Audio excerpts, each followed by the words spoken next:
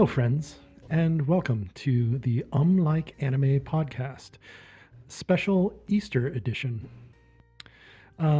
We watched a lot of shows last season, and one that we thought was interesting enough to have its own episode is The Promised Neverland. Highly anticipated. Yes, it was the second season of The Promised Neverland was very highly anticipated, and we thought that there was enough to talk about that we could do a whole episode just on that. And so that's what we're doing. This isn't on our calendar. It's just going to show up in your feed. Hope you like it. We are joined today by our friend Mike, who is remotely talking to us. Hopefully you guys can hear him all right. Good evening, Wanna say hi, everybody. Mike? Hello. And of course, sitting across from me is George, who already chimed in a bit. But you want to say hello, George? Hey guys, welcome back. And so we're gonna talk about The Promised Neverland season 2, and I suppose probably a bit of season 1 as well. Who wants to start this off?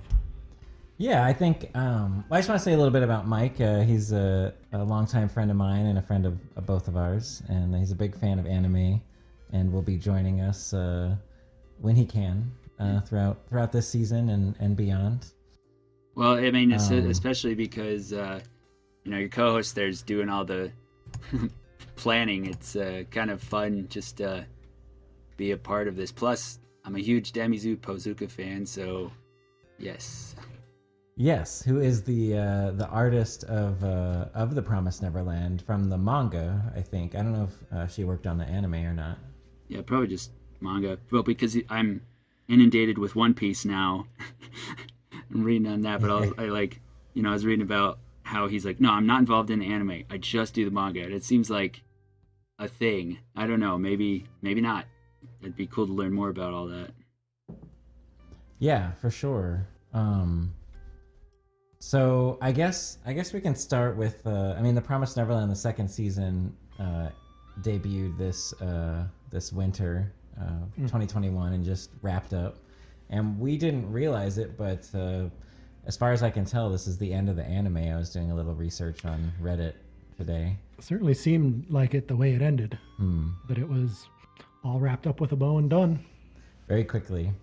Yes. But I guess just to sum up, anyone who's listening who isn't familiar with The Promised Neverland, just to sum up the first season real quick, I figured I would do that. Basically, it's about, we learn as we go about these young orphans who don't know their parents, obviously, and are just kind of isolated in this orphanage.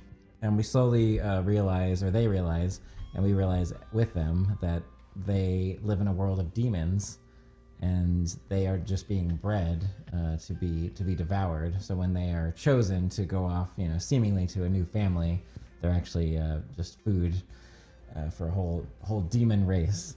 And the first season kind of left off with a cliffhanger of them escaping this orphanage, managing to, and losing one of their prized cohorts, Norman. And so they were left with Ray and Emma are the sort of the leading orphans. And then we start season 2. And I don't know, should we just go through what happens in the new season? Yeah. I think you pretty much covered all the big points of season 1. So, so in season 2, we start off with the children having escaped from the orphanage, and they are now in the forest outside the wall that they were told there was nothing beyond the wall. And they are trying to figure out how to exist outside of the wall.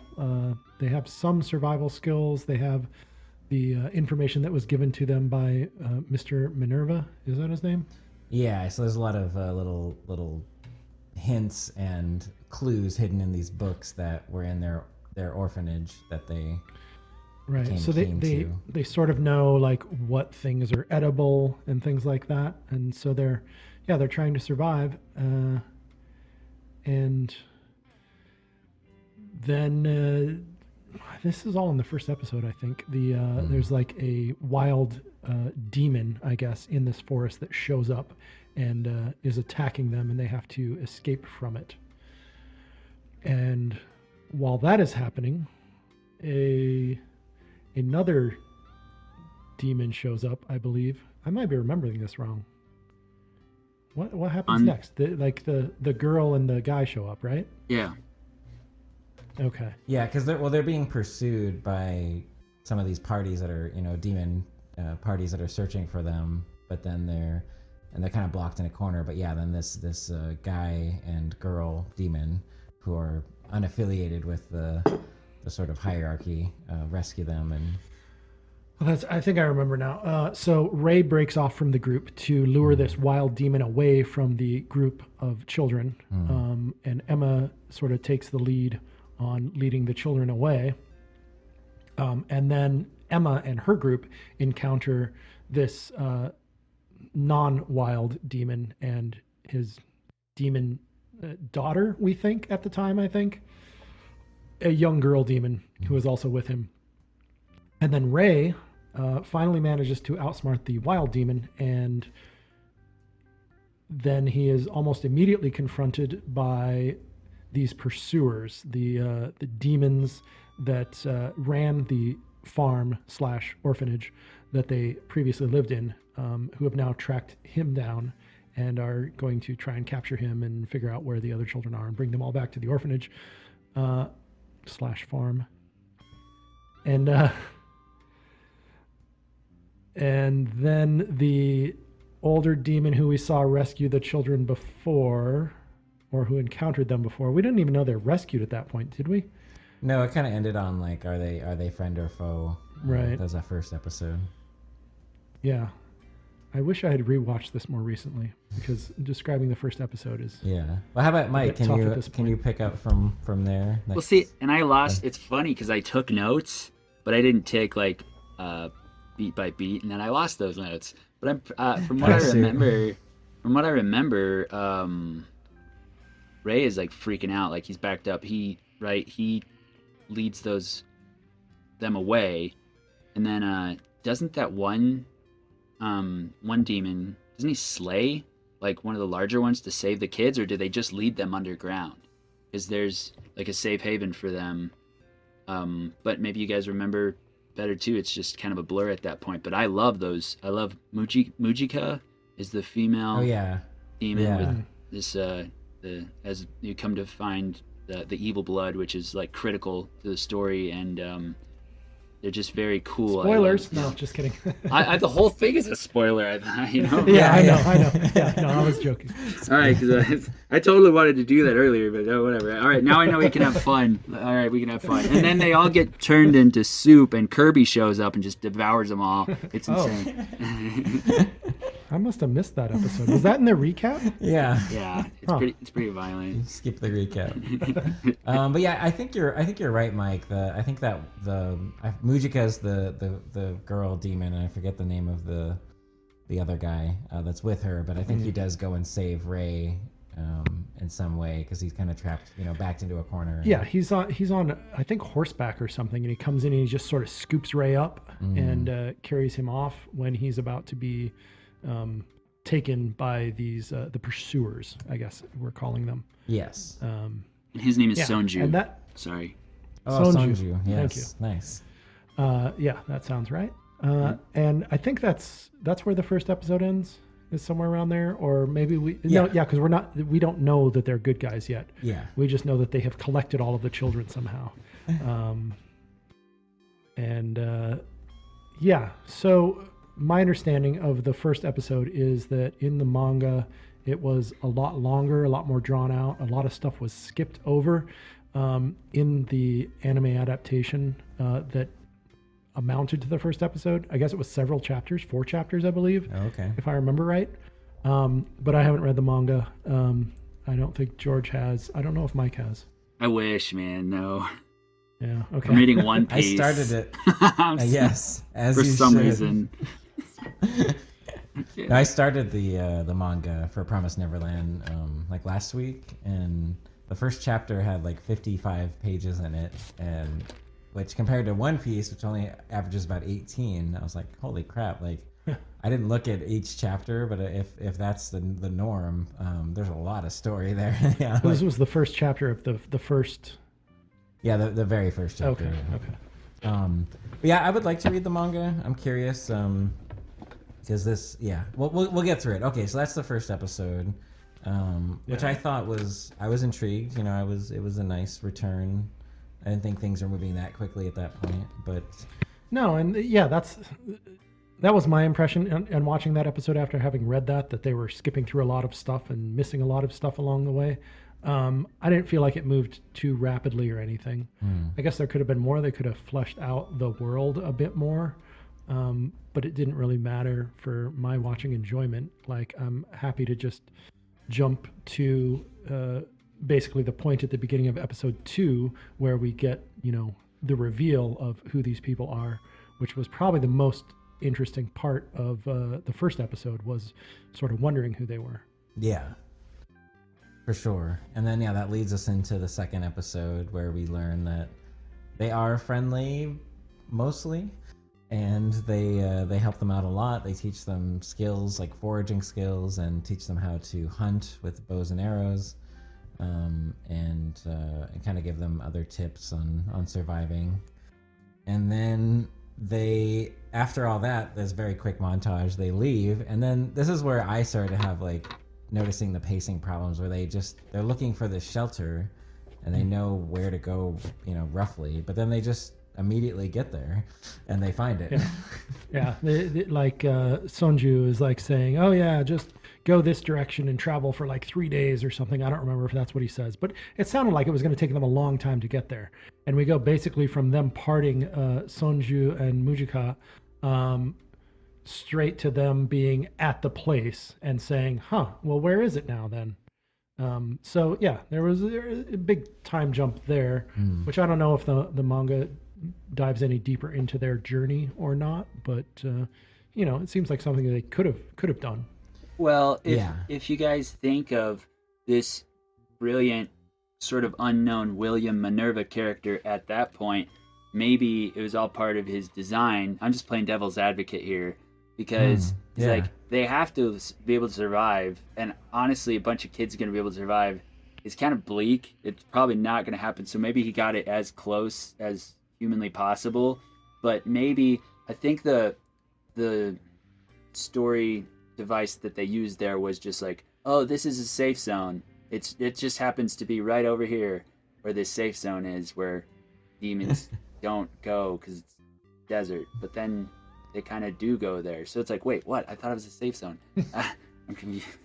Yeah, that is something that Sonju says, is like, stay out of the forest because there'll be demons in the forest. And sort of indicated that, as they go through the desert, they wouldn't really encounter anything, which I guess maybe is why they skipped over so much, is because nothing happened. It was just them walking through the desert, I guess. Who wants to read the Old Testament, right? Yeah, but then later, a couple episodes later, we find there's like this whole demon village pretty close to where they were, I believe. I don't know. There's some problems there, I think. Have either of you read Stephen King's The Dark Tower? I have. Well, you mean the series? So I'm just specifically, the second book is that, like, I mean, Stephen King is this professed one of the world's greatest writers. But book 2 is literally them wandering around through this, it's more like a beach desert type area. And it's the most boring book I've ever had the misfortune of reading. So maybe it's for the best they skipped over like desert stuff. But I do notice, and I'm sorry if I'm sidetracking things here, in anime, they do have a lot of fantastical elements that take place in deserts. And I think maybe that's because, like, there's not really deserts, so to speak, in Japan. It's like so lush and green, so it's like different. Oh, there's mystery in the desert. Whereas, I mean, us here, it's like the desert sucks. There's nothing out there but death and sorrow. Maybe some Mormon gold or something. I don't know, but people die all the time. I'm sorry. I agree with that assessment, but see, that's like one of the things I really liked about the first season is these kids, that once they realize the utter horror of the situation they're in, there's sort of this like curve of like, or wave, I guess, of things like seem to be going better, where they have a plan of escaping and they know what they're going to do, and then like time and time again throughout that first season, they hit a wall, and you know their mama, so to speak, catches on to them, or there's that other lady that shows up. I don't know. So I really like the aspect of these kids just suffering. Like they're still persevering and they're still like finding hope, but like around every corner is more suffering. And so I was kind of expecting that to carry on into the second season. But yeah, like, I mean, it was good for story beats. Like it was like in the first half of the season, it was like, oh my God, things are happening. Like what are they going to reveal next? But they kind of, in a way, like abandoned a lot of that, like, hardship and torture that they were kind of used to before they broke out.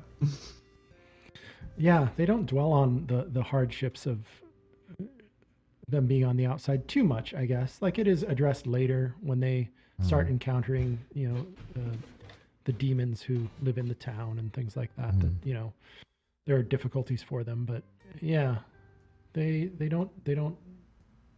There's not a lot of that in the first several episodes anyway. Like it just seems like everything is going their way for no apparent reason. Yeah. Well, do you guys? Okay. Sorry, George. Oh no, go ahead. What was that anime with the girl? She's half monster, half human. She's got pink hair, and she says "darling," which she stole from Urusei Yatsura. I remember you telling me about this, but I don't think I watched it. Oh man, it's "Darling in the Franxx."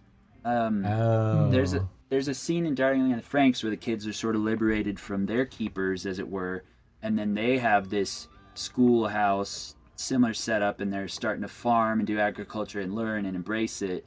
And I noticed there's a lot of similar themes that take place across certain animes, and maybe the writers saw that and they're like, let's skip this part again, and let's introduce sorrow or hopelessness again, and not let them have that.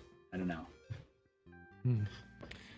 But before we get to that, they find the place that William Minerva has set up, and they, seem to settle in and, are having a nice time of it, it would seem, going into the forest and hunting. When it's like an elaborate underground bunker. Yeah, with several rooms and beds and like a garden room, and they're completely set up. Oh yeah, there's like a whole terrace and everything for them to like farm and all that kind of stuff. Like it's pretty lush, easy life for them, I guess. Yeah. And so at that point, they start planning to, try and figure out how they're going to get back and rescue the others who were left behind in the farms, and also free others from the other farms that they know exist, but they don't even know the people that are in them. And then things go bad for them. Well, I was convinced to pick this up. So they keep a device. It's like a little radio, and they're listening in, right, to hear the correspondence between the mamas and the farms and their demon overlords, and so they think they have a good handle on what's going to happen, but aren't they like sidelined? Don't they just get suddenly viciously attacked out of nowhere?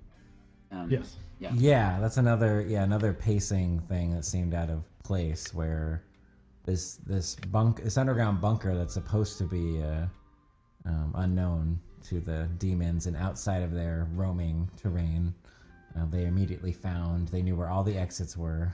Well, it wasn't demons that attacked them, though. It was the humans, but yes, that were working for the demons. Yes. Yeah. Yes, they found their bunker to become under siege fairly rapidly, like just after we had a nice little montage of them settling in and being happy and everything. One montage, that's it. They can only be happy for so long before they have to suffer again, because, watching children suffer and face imminent death is something that anime does a lot, actually. I guess we enjoy that. Yep. I'm into it. So they do manage to escape these human pursuers this time, again. And then we just kind of have a big time skip, right? Like that ends Oh, an yeah. episode, and then like suddenly they're somewhere else and have already settled into this new place, and yeah, And they're Yeah. already like infiltrating the demon town, yeah, in disguise, and buying food and whatnot. That was pretty jarring, going from that episode to the next. I was like, wait, did I miss something? Did I skip one or something? yeah. And that was about the time that they did the recap too. So I think there was that recap week, and then the next week it picked up with however far in the future. We don't even know what amount of time has elapsed. Yeah. So yeah, it Did did anybody seem like- watch the recap? I didn't. I mean, I don't know. I may have. I probably did. I watch everything. I'm just curious if the recap did kind of segue, if you had watched it, segue better into like, them post their bunker being blown up, Well, I skipped remember. through. I skipped through piece by piece to see. I was like, okay, if because I know sometimes they'll introduce a little bit piece of new information. One thing I did find is that sometimes there was extra after the credits, and I didn't know that about all the episodes. Really? Because I watched Yeah. all the credits. You did? Oh, I yeah, remember that, I'm yeah. a compulsive credits watcher, so I always watch all the way through the credits. Maybe it was just one or two of them that did it then, because but I didn't go back to verify. So Oh, okay. Interesting. Yeah, I Second don't remember. episode. I don't remember if they had post credits this season or not. I think they did last season for sure, Maybe. and I think I do remember some that they had some post. Well, at least one anyway that they had some sort of post credits. Yeah, but I don't remember specifically when that was or anything. But yeah, so I think that was episode 4 or 5 was the one where they were attacked in the bunker, and then episode 5 or 6 was the one where we pick up where they have settled into their new life. They've been there for quite some time. They're living in a shrine of some sort, a church maybe. I don't know exactly run what you call down, it. abandoned. Yeah. Yeah. And they're existing there, and they go into town disguised as demons, and get what they need to continue surviving. There's an old man who sometimes comes to the shrine, and An old demon man. yes, an old demon. Yeah. D-Man. Who is D-Man. He's blind and like seemingly doesn't. They're like right there, and he's coming into the shrine, and they're all like kind of freaked out, except Emma, and he seemingly doesn't realize that they're human. He thinks that they're demons. Which Demon they're- children just living in I a guess, shrine. which for no reason. humans are supposed to have a unique scent to them in this world. But he's an old man. Your sense of smell is one of the That's true. one of the things that goes pretty quick, I think. Yeah, So, so it's he doesn't recognize that. humans do have an odor. It's awful. Fucking reek. No, I've been in a lot of houses due to my father's work, and a lot of houses have different, very unique smells, and it's just like, ugh. I couldn't be a demon, I'll put it like that. Have to wear a mask everywhere you go. Yeah, I joined that cult, the cult of Muchika and Sonju, and I wouldn't eat. Although we did sort of skip over something about Sonju early on. He stated that he's fine helping them, but the appeal to him of helping humans is he wants to consume humans that are free, like they're wild game. He'll like that's his thing. Mujika's just kind of like, she's fairly innocent, but I mean I think their nature is, well, I mean at our heart we're carnivores too, so I mean yeah, it's interesting. I really like how unique I guess he is. I don't know. yeah, he's only into organic, free-range humans. Yeah, he's a exclusively. hipster monster. Yeah, Hipster demon. he's gone completely green. Oh man. Yeah. So I guess we did sort of skip over that earlier. After they rescue the children and everything, they explain that they are demons, but that they don't eat humans. That's what they tell the children. And it's like anyway. a religious. Well, to him, he explains it as like a religious belief. Yeah, and they're heretics and outcasts because of that. But then after they point the children in the right direction, yeah, he does say, yeah, well, they're gonna go out there, they're gonna go and they're gonna be fruitful and they're gonna have children and they're gonna have children. There's gonna be tons of delicious humans out there for us to eat at some point. And he also says that because sort of signifies that he doesn't think that they will be able to escape the demon world. Yeah. Because I guess we didn't say that either, but we also learned that like the world was split 1,000 years ago between demons and humans, and so they learned that it is possible to escape the demon world and go to where humans are. Right. And well, in the first season, we're sort of led to believe that they are in the human world. We don't even know that it's the demon world exactly. We think they're just in the human world, and once they get outside, then they'll be, among other humans that live outside of these farms, and the demons are just sort of an isolated thing. And then the beginning of the first season, we learned that, they are in fact in a demon world. Demons are everywhere. Humans are essentially nowhere except the farms, and the human world, there's a way to get there, but they don't really know anything about it. Yeah. And I think Sanju tells Emma and Ray all of this. But yeah, I think when they finally leave, he's like, thinks like, oh, they're never going to escape. They're going to have kids one day, and then I can eat those kids. Yeah. Which is an interesting. But then when he tells this to Mujika, she kind of gives him a look of like, really, like can I trust you kind of thing, or I thought we were on the same page. But anyway, trying to speed this along a little bit. Yeah. Oh, sorry. What were you gonna say, Mike? Well, I think about the pacing, and this will tie in probably at the end of our discussion here. I think ultimately, COVID world being what it was and the unknowns maybe affected production. Like maybe they were like, okay, we'll get as much as we can out of this, given that who knows what's going to happen to the world. Yeah, I thought of that too, thinking like if they were like, oh, if we can only, we may only get one more season out of this, due to what's happening in the world. Like when they were it just came out, but when they were actually like, working on the production of it, maybe that was a consideration of let's just try to end this story since we don't know if let's finish it before everyone dies and no one can watch it. No, I don't know. Yeah. I mean, so I sort of wonder, I don't know if the episode 4.5, I think it was, the recap episode was a planned thing or if they just were behind. And then I guess that might explain why it was a little more rushed at the end.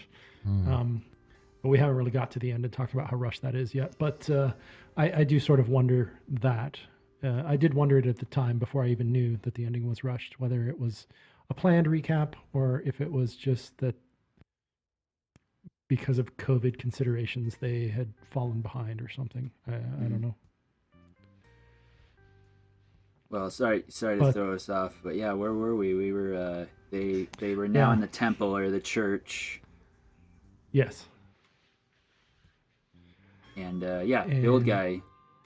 I have my thoughts on him. I think he could see them, but I'll let you. We'll get there, I'm sure. Or at least smell them, I think. Yeah. Yeah, like I agree with you. It seemed like he knew more than he was letting on.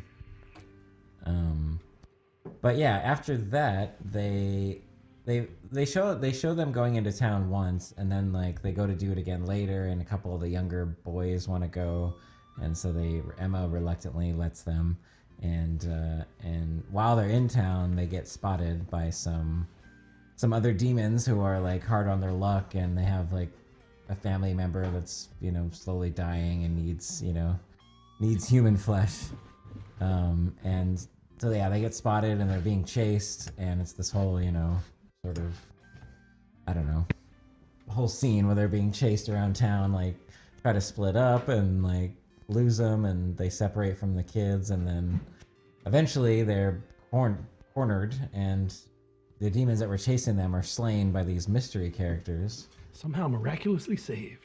And then it is revealed that Norman from the first season, who we thought was taken away from the orphanage and presumably, eaten, is actually still alive, and he has friends, strong friends with him.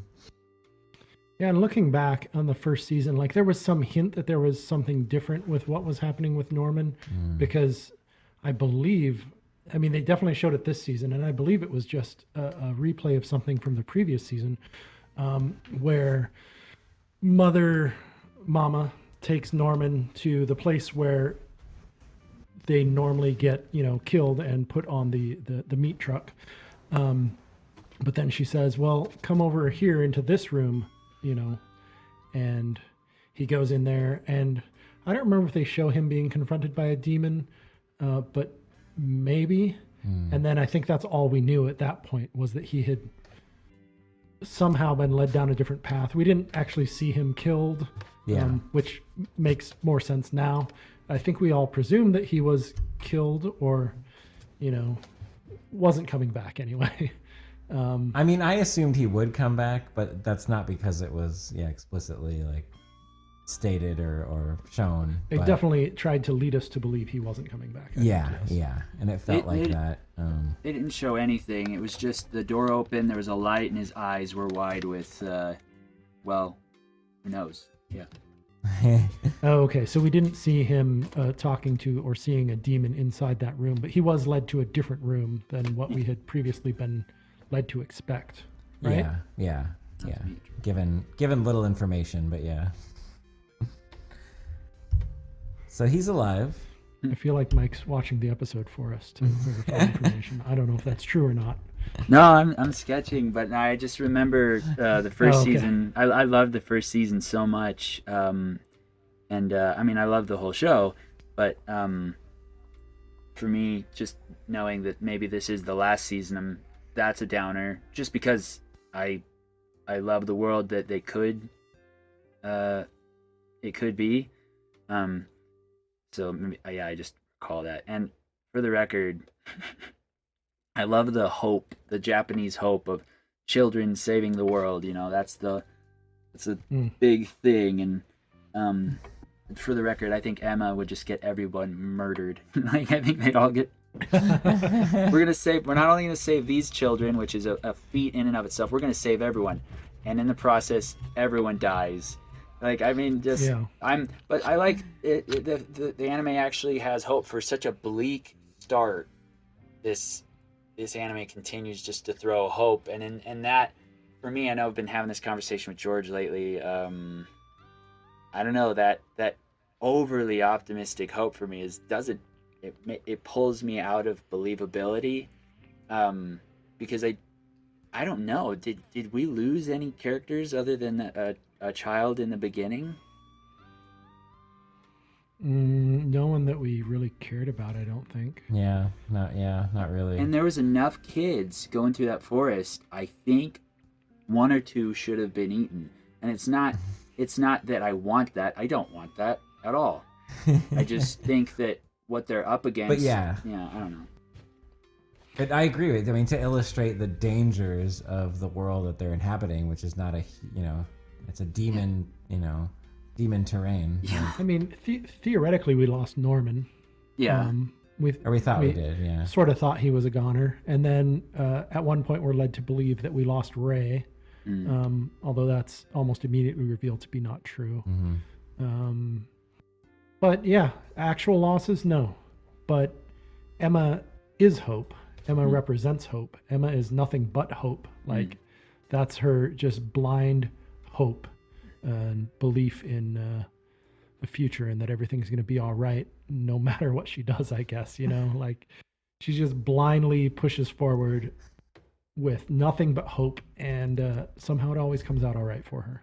Yeah. So to connect that to where we're at in the second season, so they meet, Norman's alive, they have a reunion of sorts, and then he explains to them what he went through. He was basically like an experimental test subject. They're trying to make even better humans for the demons to eat, and he was able to escape. He had this whole plan, and he blew up the whole place essentially, and took four of the other test subjects with him. And then now he's kind of their god, so to speak, and he's devised this drug that doesn't affect humans, but it has the demons degenerate, because evidently when they eat humans, they become more humanoid. Human-like, yeah. And if they don't eat humans, then they just kind of fade away, I guess. Well, they're like wild demons, like the thing that we saw in the forest originally, just... Yeah, they lose their humanity. Yeah. Which is an interesting, I don't know, element to that world. But to tie it back to Emma, Norman reveals this plan that he wants to just start with this one city that they live near, obliterate it to make sure it works, and then take out every other, demon, city and farm that they have established. And I don't know, that doesn't sit right with Emma. Right, and essentially annihilate the demons, because once they regress, they turn into essentially wild animals, and they start attacking, killing, eating each other. And then Emma's like, no, I said I want to save everybody. Well, one thing I did like about this season, or probably my favorite thing, was this sort of, once they meet Norman and they learn of his plan, because she doesn't really say anything at first. She's just kind of like, okay. And then Ray has a conversation with Emma. It was just the two of them. And I don't know, I really loved it, because she was basically in denial about what she really wanted. And he had to walk her through, what that was. And basically the advice he gave her was like, you need to tell Norman this, because if you don't, you're going to regret it. And, things aren't going to work out the way either of you want them to. Yeah, Ray is, I don't know. What does Ray represent? Is he like conscience, rationality, logic? Norman's very heavily logic based as well. Ray is he has more passion though, because he's a little bit of a wild card at times. Yeah, he's probably the most self-serving one, but willing to I don't know what the right word is. Willing to bow down to Emma's hope. Maybe he's balanced. For reasons I'm not sure about. He's balanced, you think? Maybe. Between the two of them, anyway. So Norman is logic. Emma is hope / non-logic, I guess. Just there's not a lot of logic to Emma. Yeah, I guess Ray is sort of the go-between on those. He's not either of those. He's not both of those. He's just Because I think he's like trying a balancing force. Yeah, he's trying to give her an option. But I think if Norman's plan worked out, he'd be like, all right, this is the world we live in. So maybe acceptance and balance, and that's maybe that's what life is. Maybe he's the most likely to survive because of that characteristic about him. I don't know. Yeah. And that reminds me, in season 1, there's a reveal where he has kind of been betraying Norman and Emma and feeding information to Mama until they sort of, I forget what happens exactly, but they kind of back him into a corner and he gets won over by their plight. And then is kind of like sworn allegiance to Emma at that point. And I guess he's in some way redemption, I guess. Like his arc anyway is sort of a redemption. Like that's his thing, is he has to redeem himself for all of the evils that he has done, because we have to jump back in time now again. He, from a very young age, was aware of the fact that they were being raised as food, because unlike the other children, he had a great memory or something, or he was very much more aware of things that were happening when he was a baby, basically. And so Mama realizes this and tells him, well, if you just help me keep order in the house so that we can keep doing this, I won't send you, out to be eaten until you're ripe, 12 years old or whatever it is. 12, 13, something like that. Yeah. So yeah, he has to redeem himself for having essentially sacrificed his brothers and sisters for years and years and years and years. And I don't know. Is it? And that's why he's won over by Emma's hope, is because he feels the need to redeem himself, even though he is very self-serving. Even in the first season, he's like, well, if it were up to me, I would just say, forget all of these other kids and, let's just get out of here ourselves. The three of them, Norman and Emma and Ray, because they're the next ones that are going to be sacrificed or committed to the demon butchery, I guess. Yeah. But then he, I guess, realizes he has to redeem himself or something. I don't know. Yeah. Maybe I jumped back too far. Well, so we find out that Norman and his crew is very interesting, I think. We don't even learn all about all of them. Like, they all have masks, right? And yeah, one of them doesn't even remove his mask. And he doesn't even talk. He just goes, ugh.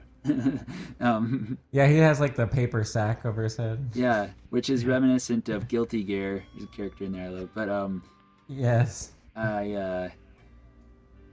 They get back, right, and Norman essentially at this point tells them, Emma and Ray, his plan, right, for annihilating the demons. But his crew, like when Emma goes back, because you guys had just stated that Ray sort of gives her a choice and she goes to confront him, and one girl that's on Norman's crew, I don't know her name, we find out that she's actually been eating demon flesh, which is pretty metal, right? It's pretty cool. And she's an experiment herself, and she's like really strong. I really like that they did that. That's, I guess, and she's very her emotional state is very volatile too. Like she's sort of unhinged a bit. And I wish, it'd been cool if they would have, dug a little deeper into these other characters and what they were really about, but they didn't really end up serving a purpose later on. Yeah, she's definitely, she represents vengeance more. I keep just thinking of how these characters represent these thoughts. And there's some things, broad strokes going on now. She's very much just vengeance, because she's not eating the demons for any other reason than she's really mad at them, I guess. You know?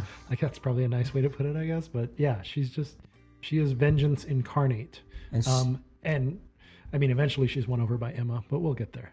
And she senses immediately when, Emma and Ray go over there and they're kind of waiting to speak with Norman and talking to these other people. And that girl immediately, picks up on Emma's facial reactions to just talking about the demons. And I don't know, I thought that was interesting. Like she picked up on these social cues like really well. Like, she's like, what you don't want to kill all the demons? Why would you not want to kill the demons are evil? They're demons. I didn't say that. Yeah. But it's true. And she's like so powerful. So there's an interesting dynamic there. Yeah. She's what? Well, she's so powerful. Like, didn't she I don't know if she broke a table or the ground just by punching it or something, which for me I was like, is she getting demon powers by eating it? And is there something bigger going on than just humans and demons? There's something that's blood. I don't know. And if so, maybe there's symbiotic relationship where humans would eat, but that was a possibility. So, but they didn't develop the story in that way. Because then, I hadn't really even thought about that. Like that, demons become more human-like, eating humans. So is she becoming more demon-like because she eats demons? It didn't occur to me at the time, but it's an interesting thing. They obviously didn't go down that route. They didn't really explore it or do anything with that. And perhaps the manga does, but it was kind of, I didn't really consider it either, but while watching it, but now that you say that, Mike, it's like, it's like, that'd be a very clever route to go. Yeah, it's an interesting idea. You should write a manga, Mike. Oh, I cut out. Oh, I have, but I don't have anyone to draw with me, so I'm just drawing by myself. Aw. Nah. anyways, Are you going to publish this manga? What's it called? What's it about? Let's no, pitch it. I We're just have going to take a break here in the middle of our episode, and Mike's going to pitch his manga. Go, Mike. no, I have a fantasy book. I worked in comics, and it's so hard. Like you need at least 4 people, right? So I wrote a book, a fantasy series, which I kind of believe this Promised Neverland to be in that vein of fantasy. Personally, do you really want to hear about this right now, or do you? If you don't want to talk about it, it's fine. But yeah, I don't know anything about it. I'm sure you've told George about it before, but I'd be happy to hear, maybe an elevator pitch. Okay, yeah, I won't spend too much time on it, but my thing is the premise is what would happen if essentially Jesus was born into a fantasy world, a Jesus-like character, Hercules, and he was kidnapped and raised to carry out evil. So you have essentially someone with godlike abilities, and he's not awakened to them, and he's not aware of them, but everyone else is sort of aware of what he is. And so he's almost used as a tool for war, all the while knowing that something isn't right, and he searches out like meaning to find his own people, because he's not the only one.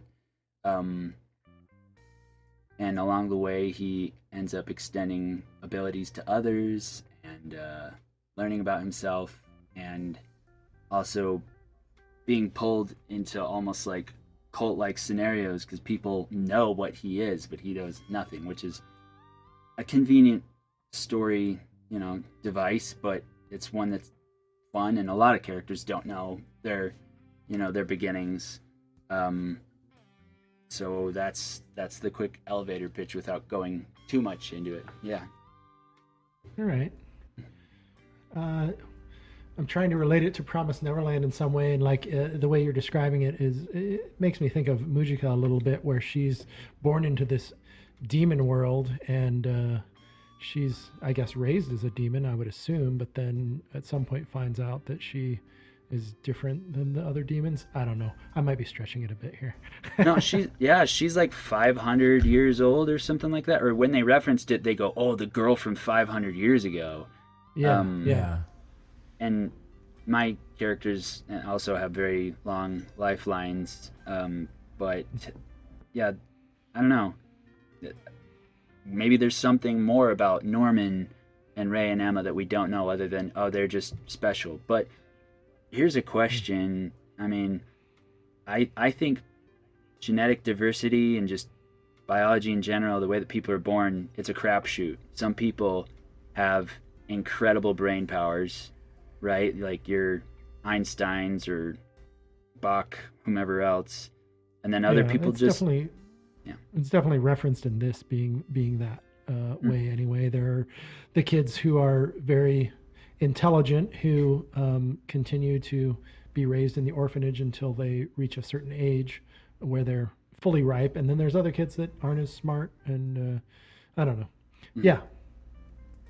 So have you guys heard of savants?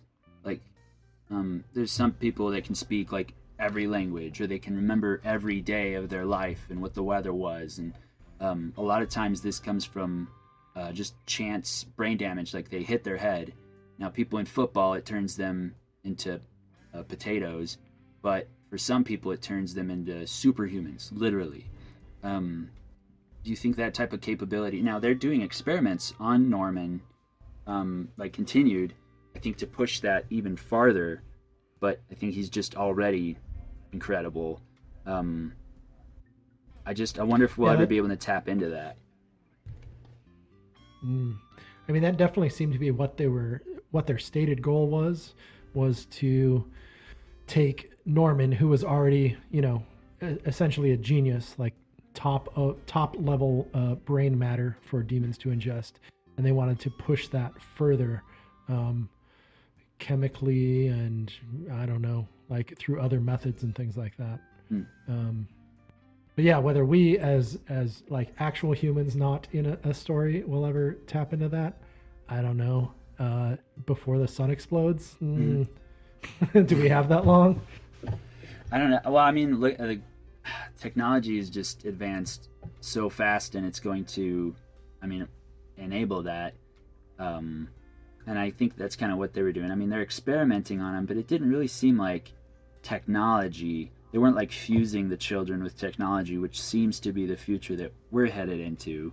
They were doing Yeah. more, I guess, like genetic, like injecting them with stuff, which ultimately this leads Norman to become ill, and so that's what we Mhm. find. Norman is, he thinks he's dying, and so he wants to do everything in his power to preserve a future for the children they saved and essentially the people he loves. That's his family, and I think I would relate to that too. I mean, if you're dying and you just know there's this one thing you can do, even when all your genius amounts to nothing, if you could do it, would you?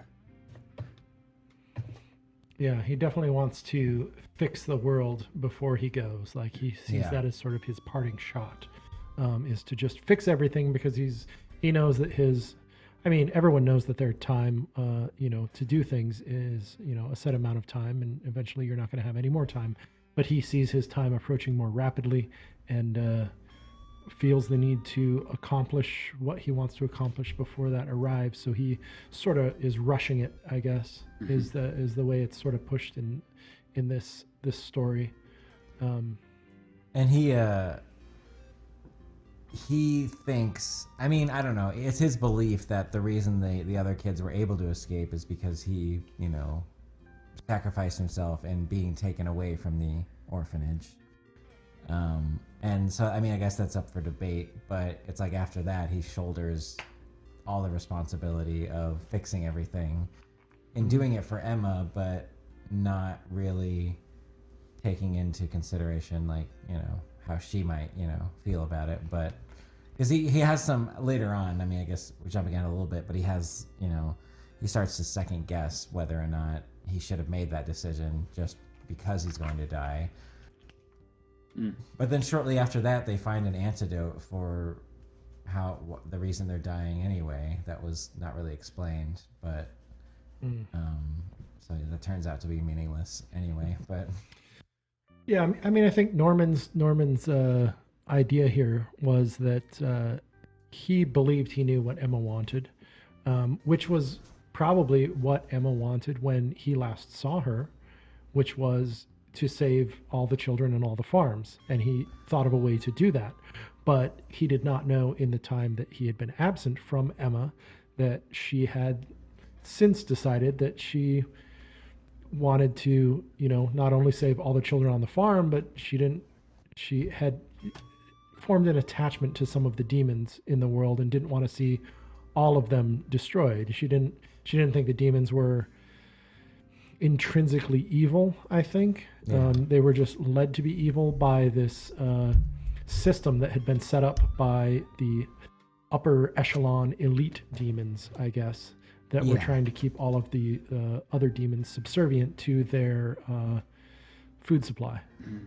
So at that point, it's really a metaphor for class struggle and class warfare, because she recognizes in this town that they keep going to that there's plenty of demons suffering and dying and going without, and they met Sanju and Mujika and formed a friendship there, so they have a bond.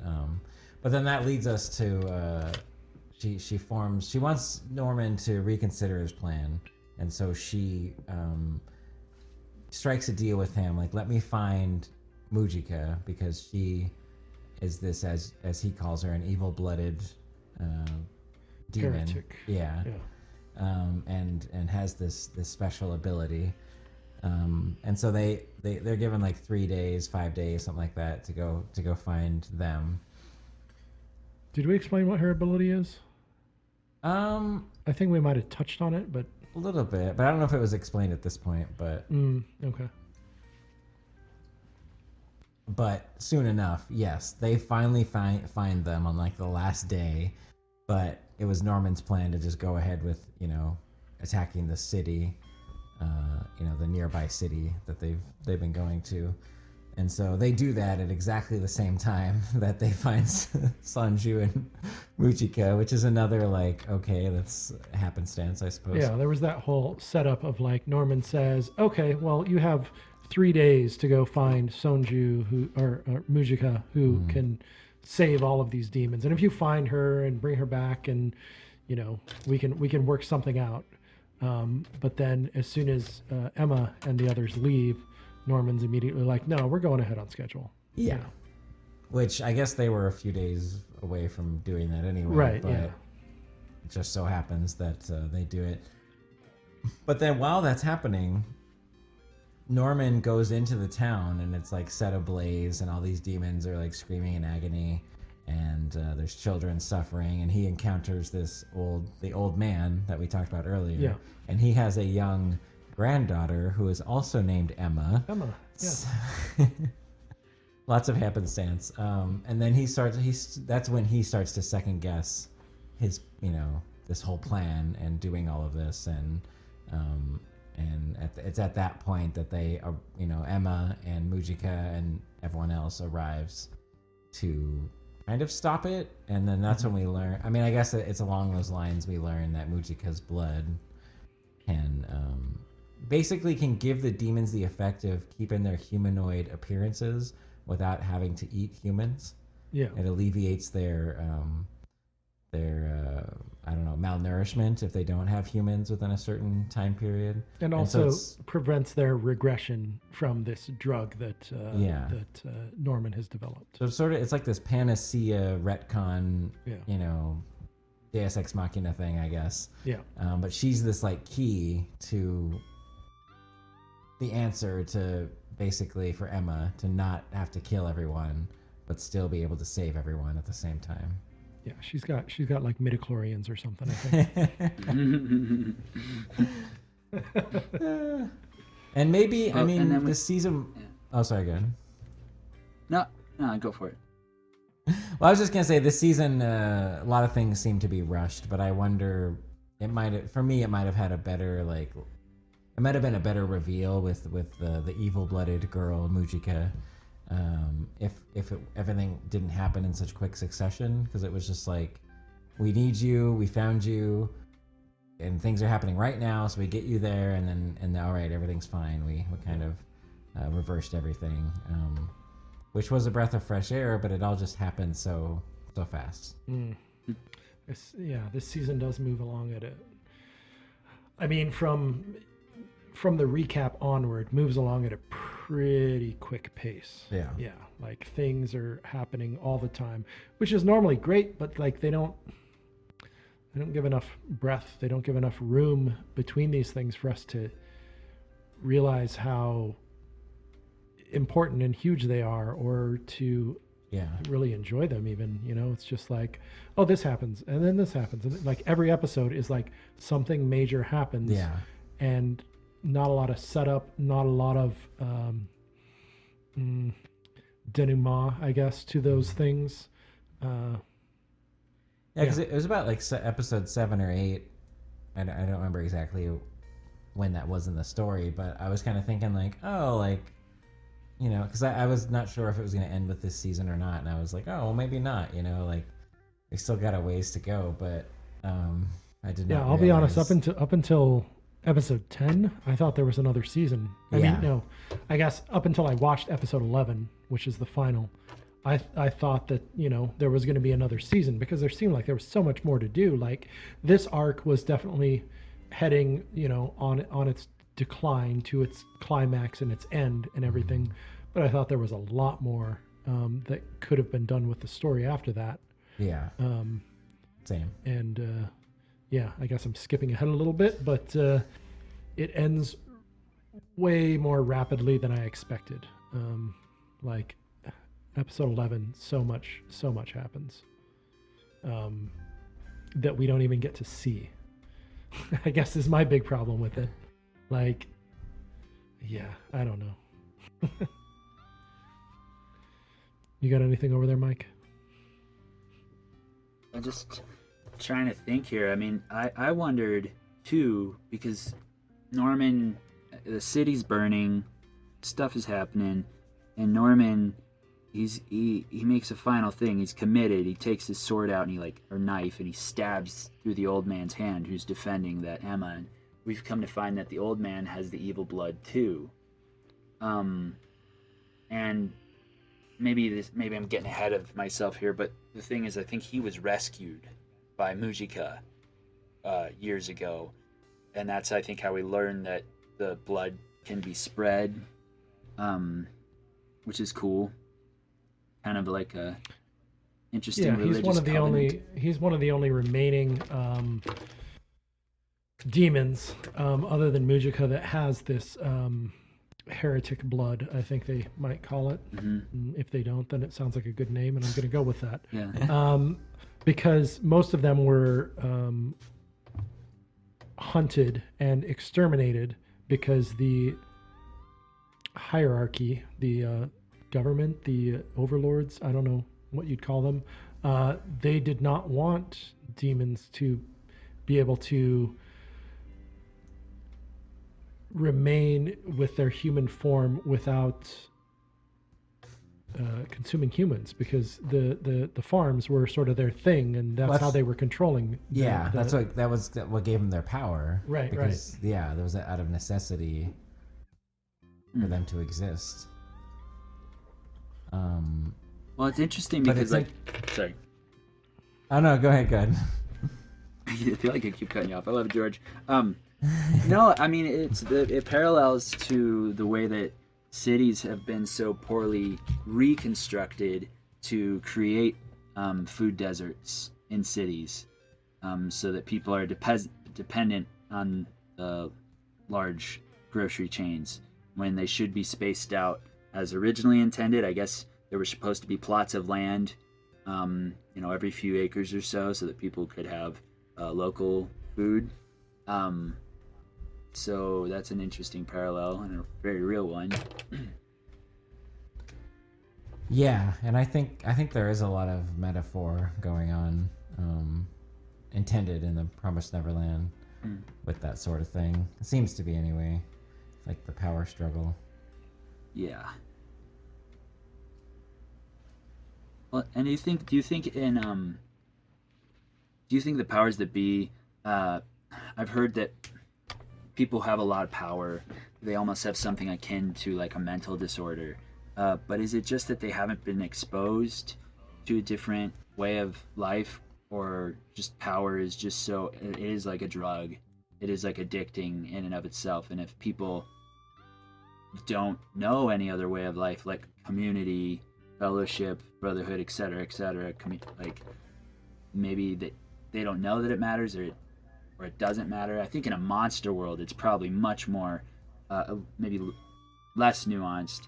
But because they've been eating humans, it probably is similar, because they have this intellect, and it would probably be in their best interest, to keep the other monsters stupid. I mean, demons. Excuse me.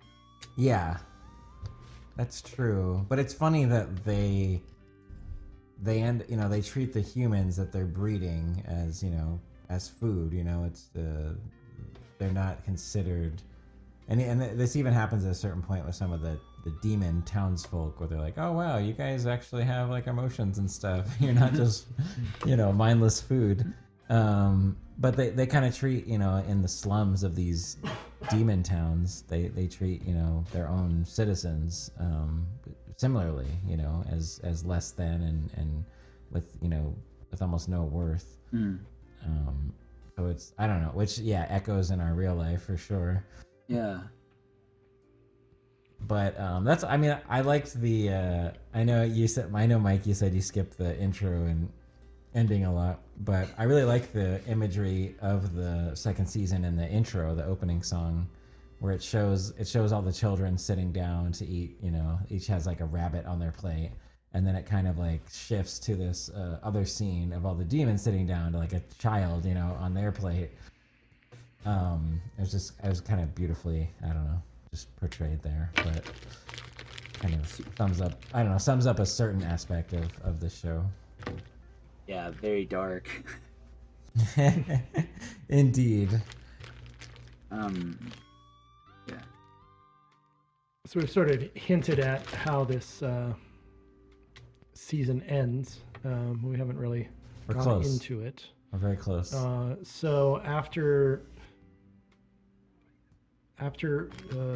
Emma comes back with Mujika and Sonju and convinces Norman that it's wrong to kill all the demons, and Norman has his epiphany and I guess realizes that Emma is right. Like they decide what they need to do then is just to free all of the other human children in the farms and open the gate to the human world so that they can all go over to the human world. And then it's sort of decided that Mujika and Sonju and the old man, I guess, will sort of take on things on the demon side themselves and spread the heretic blood to everyone so that no one has to eat humans anymore and sort of take down the not patriarchy, I don't know, oligarchy, Monster. demonarchy. Evilarchy.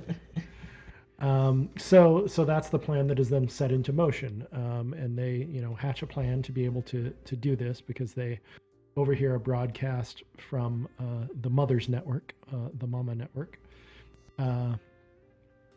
and they hear that all of the children are going to be moved from the farms and sent to the sort of experimental facilities that Norman and his colleagues were in. And they decide that they have to then intervene on that same day.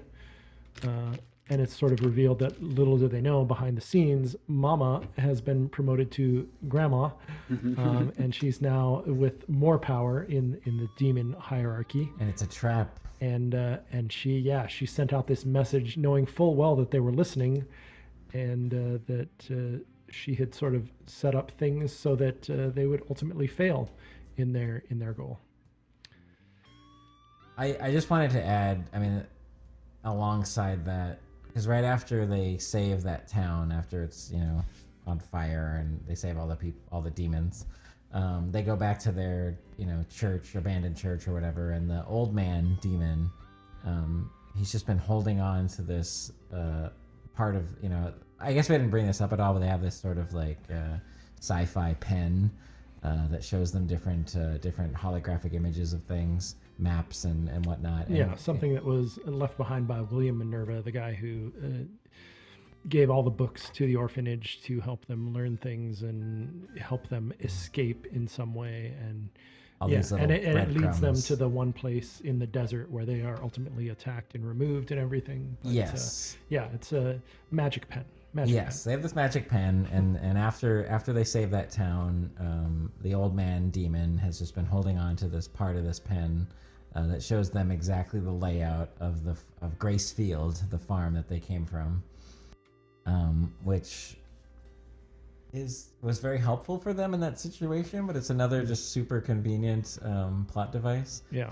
That was kind of a little too convenient, I suppose. But anyway, that sets up why they're able to even infiltrate the farm in the first place. That's true. Yeah. Yeah. I guess I sort of forgot about that, but yeah, it's just like I don't know. It's an upgrade for their pen. It's not. It's like a little attachment or something where they can get. It's almost like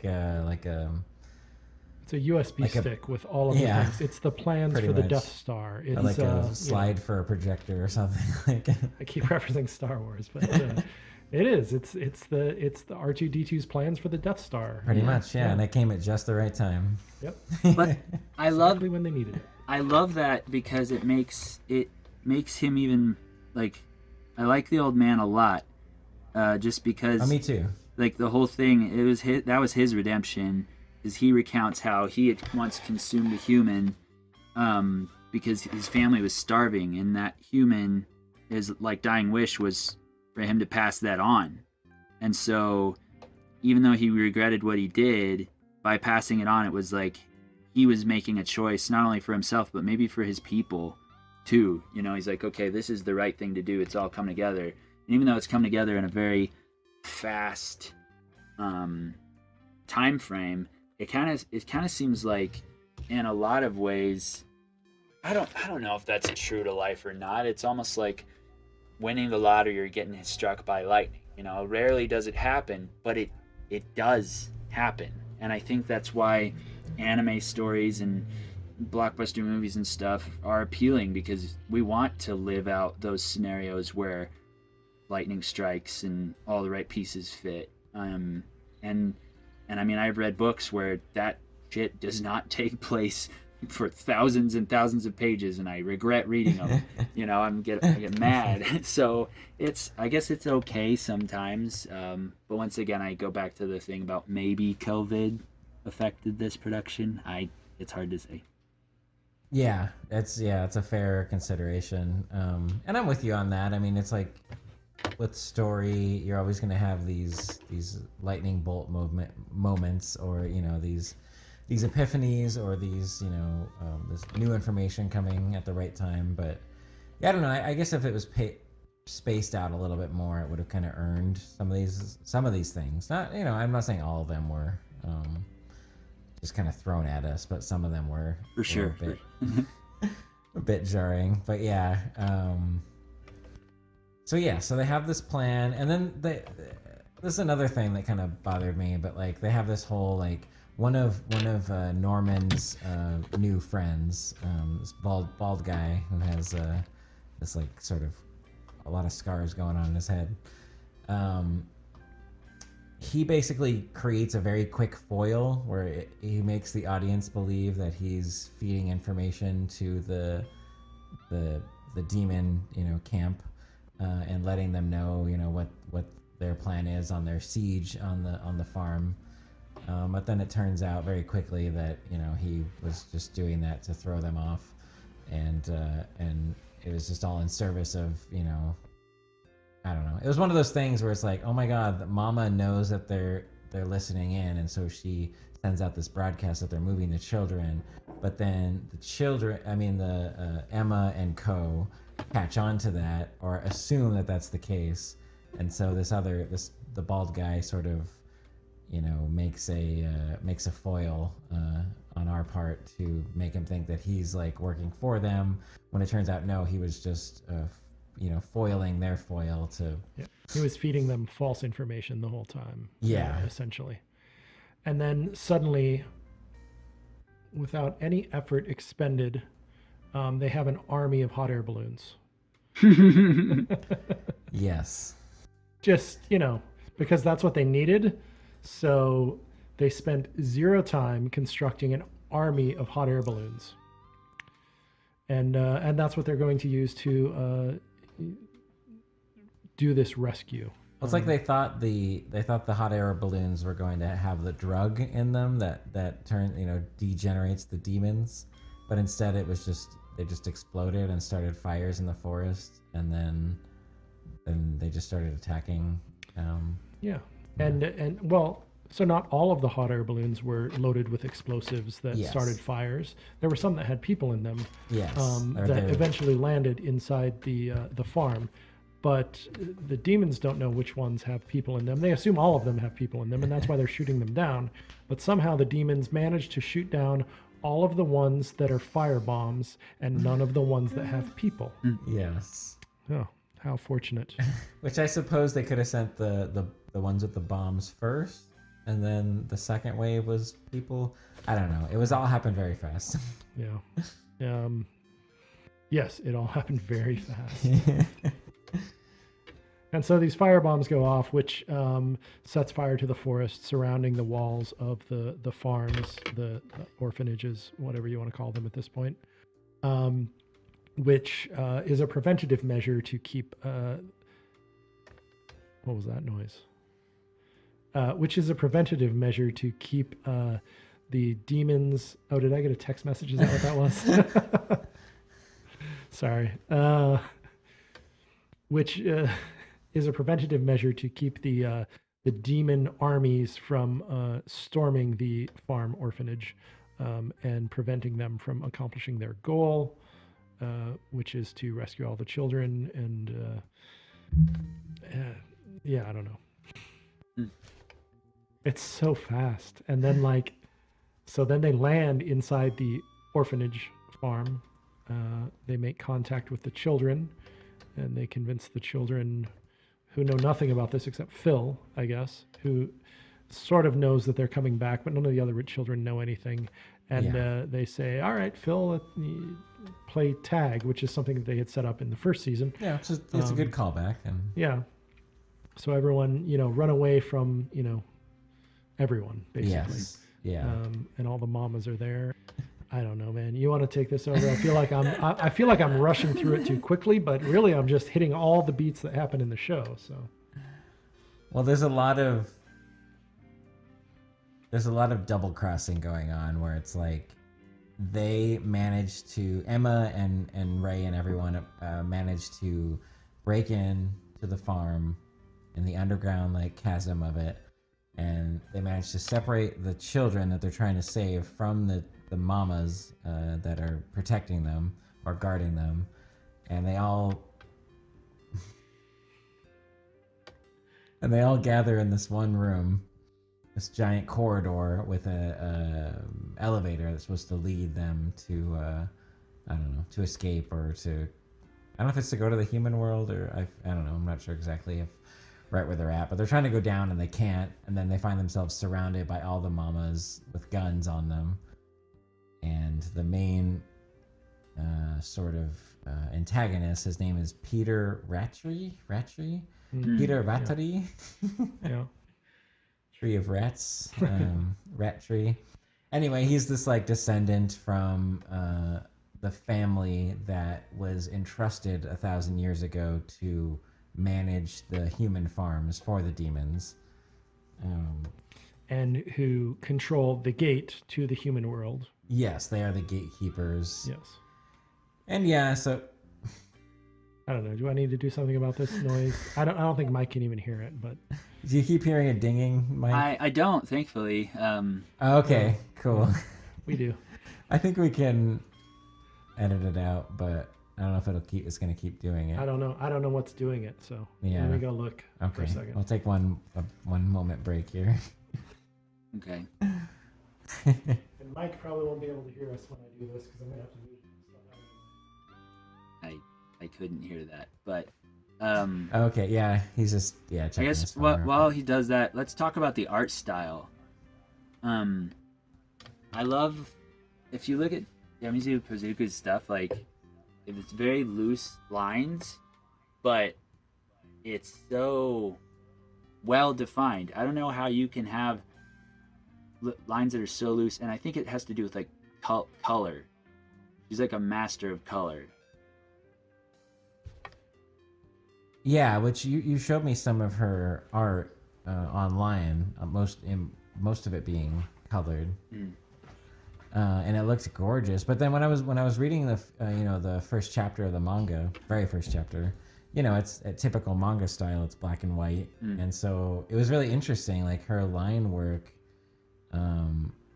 had a sort of different feel than the anime to me, which not necessarily a bad way or anything, but it was just a little it was just different, and I'm curious to actually read the manga, not only for the story but to kind of get wrapped up in that art. Yeah, well, and that's a cool thing about manga, like, or maybe comics in general, like Attack on Titan, the art is abysmal. It is not good. And like the early ones, the guy even says like more of a storyteller than an artist. And then there's other comics, like American comics, which I won't mention because this is about anime, that are similar. They don't look good, but the story is good enough in it, so that's kind of neat. But I guess I'd like to see her art more too. It was my niece posting on Facebook. Okay, Mike was talking. How dare you. Sorry, Mike. I couldn't hear you. I didn't have my headphones on. I just decided to make noise. Yeah. What were you saying? Yeah. No. I was just talking about the art style, so that we could get off. But now that you're back, we're sort of closing it up, and he was talking about Ratri and how that all connects. And I will just say this: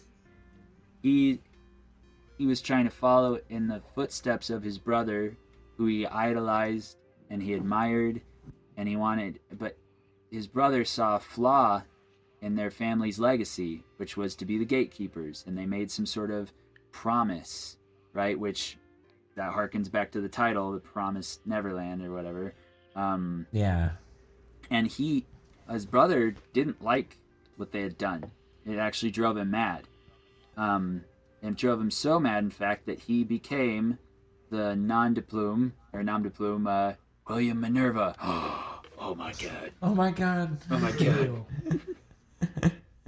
Yes, yeah. So yeah, it is revealed that that Peter Rattray's brother, who I can't remember his actual name, but yes, he was William Minerva, leaving all these clues, and we're coming full circle. But yet, despite knowing that his brother had a change of heart, he was still the younger brother was still dedicated to the original plight of keeping the status quo, essentially. I mean, made life easy for him. Why would you? Yeah, I suppose. Yeah, I just don't understand why he was so dedicated to it, like willing to die for it. And he tries to. I don't know. So yeah. So once they have this confrontation, all the kids are completely surrounded. It looks hopeless. They got guns drawn on them by all the mothers, and then what happens is the main mama, whose name is what's her name? I think it's something with an L, but I can't remember that. But what the hell is her name? I know it, but it's just not coming to me. But anyway, she reveals that she is on the side of the kids, not because she wants to save them, but she also wants to go. She wants to fight against the whole power system, which wasn't really set up, I don't think. She just all of a sudden is like, "All right, I'm against you," and she pulls a gun on Peter. Yes, and it was all of a sudden in the way it was revealed to us, but I don't know that it was all of a sudden in the planning of it, because she seemed to have had the other mothers as co-conspirators in this anyway. Yes, they were all with her. Which, Yeah. Okay. Immediately. Fine. Which means, she didn't have to convince them or anything, meaning she had already convinced them, I suppose. It had already been prearranged. Yeah. Well, at the end of the first season, when the kids made it out, she had some flashbacks and she actually admired them. Like, there was a moment where she's like, they did what I wanted to and couldn't. And then we're led to believe that she had just given in to her fate, and she's like, I suck. But I think that awoke something in her. So even though she says, oh, I'm just doing this, whatever, I think she was like, they called her out because of Emma's unrelenting hope, right? Yeah, had won her over. So all of the times previous in this season where she had been talking to the demon overlords and saying, "Oh, I'll get them back. I know how these children work," and all of the tricks that she had thrown to be able to make that happen were all just devices that she was using to be able to gain power, so that she would then be put in the position to ultimately save them at the end, even though she didn't know this ending was coming in any possible way. Yeah, all right, I buy that. I mean, yeah, in hindsight, yeah, she was just paying lip service to be able to. But at one point, she's kind of imprisoned, and they come to her with this proposal, like, if you can capture these kids back, we'll give you your immunity, and we'll remove the chip or whatever, so you can be free, and you won't be under our control. Which I immediately was like, that's whatever. That's a lie. Like, they're not gonna do that. But perhaps she was just using that opportunity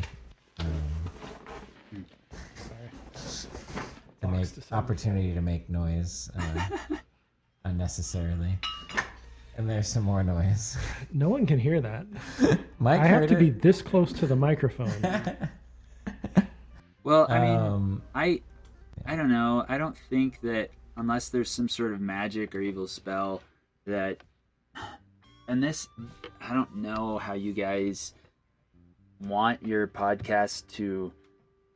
Are you okay with sort of divisive conversation just for the sake of talk? Well, yeah. Okay. Well, Whatever you want, man. if you're spending now, I'm just speaking from my time spent teaching around children. They do change you because adults are very dry. You know, you can come to expect that. I don't know. I can't trust about 90% of them, and you wouldn't want to. But kids are very loving. Kids are awesome, and I think there's a feminine nature is to nurture and to love children. I think it's a natural thing for the most part. And spending that much time around kids, I think it would be hell. I mean, that woman would be psychologically broken. You know, if she didn't have a chance to redeem herself and save these kids. But, you know, she would have had to have been working. You know, they're monitoring these people all the time. And as we saw on the farm in the first time, they brought that new mama, and she was immediately not able to be trusted.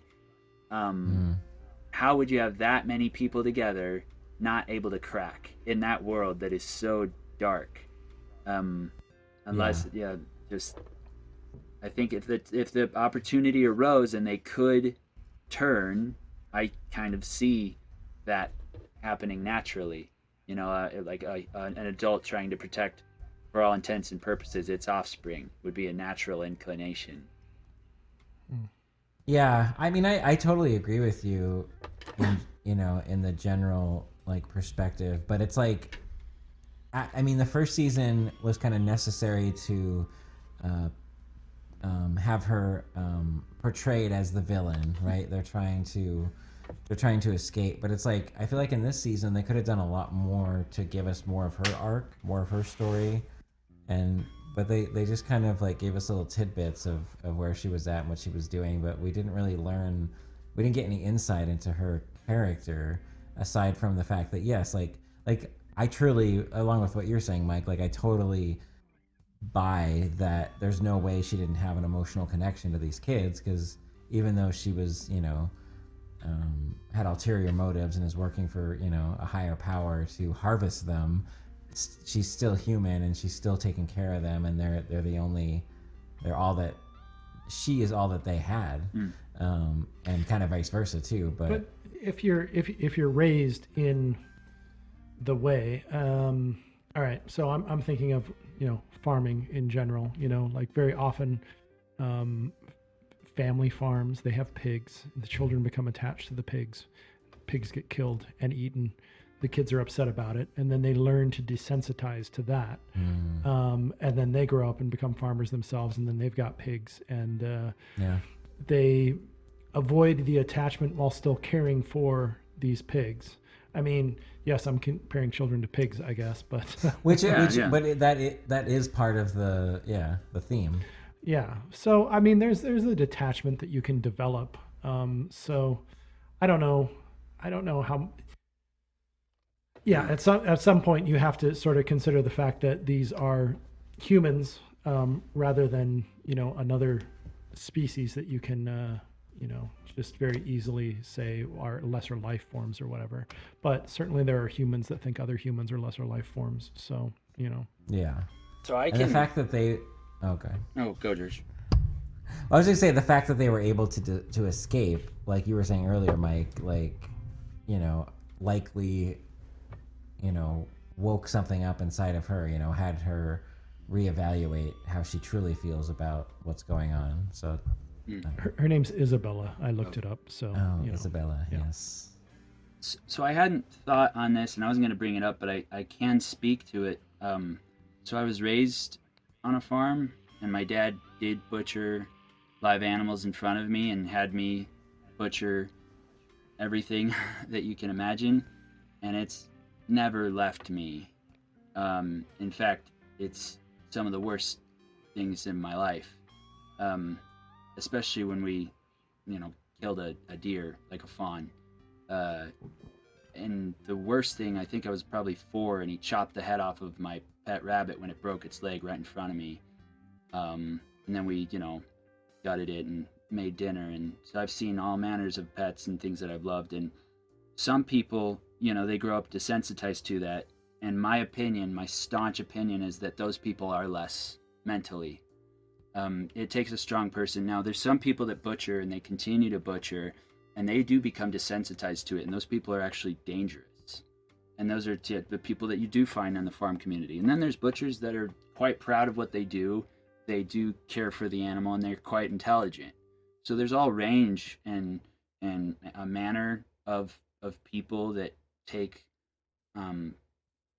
partake of that. I mean, I'm not the kindest to pets because of my upbringing, but would I want to butcher them as I have? I mean, no, but I think that's like I think it's the way that I was introduced to it. I mean, but I was raised around so many hillbillies and podunk folk.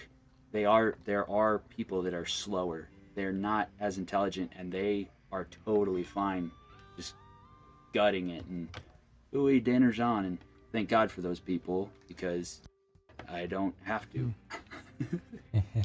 Yeah, so I mean that's interesting, because in the context of A Promised Neverland, Isabella is intelligent, and that's why she's given the opportunity to become a mother, is because she's intelligent. So, yeah, maybe there's some merit to what you're saying about her having to have become mentally damaged in some way to have lived through this sacrificing of her own children, essentially. Although, I mean, she knows they're not her actual children, but she definitely raises them like they are, and she treats them like they are. And yeah, I don't know. Well, sorry. I would say either way, it'd have been nice to get a little more of an arc for her, like something else to dig our teeth into. Yeah, there's not a lot of her in this season. She's just she's here and there as the plot decides is necessary. Yeah. Yeah. Well, I mean, I wish there'd be more too, and just because I wonder what now. I don't know. Does Emily Pazuka, does she have more work, or maybe we should just close out what happens before we go there. Yes, we're very close. Yeah. Do you want to take us away, Mike? I'll take a stab at it. I mean, so where we left off was we saw that Ratari, he has his brother taken out because he knows that his brother isn't going to be able to carry on the family legacy and be the gatekeeper. So he kills essentially the hope for humanity. And Emma, who is the as Tony says, is the personification of hope.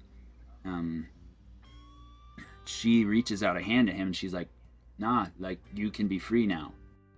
And free, he chose this. He's like, "You're gonna tell me everything I've been doing now is wrong, right? And that I killed my brother for nothing."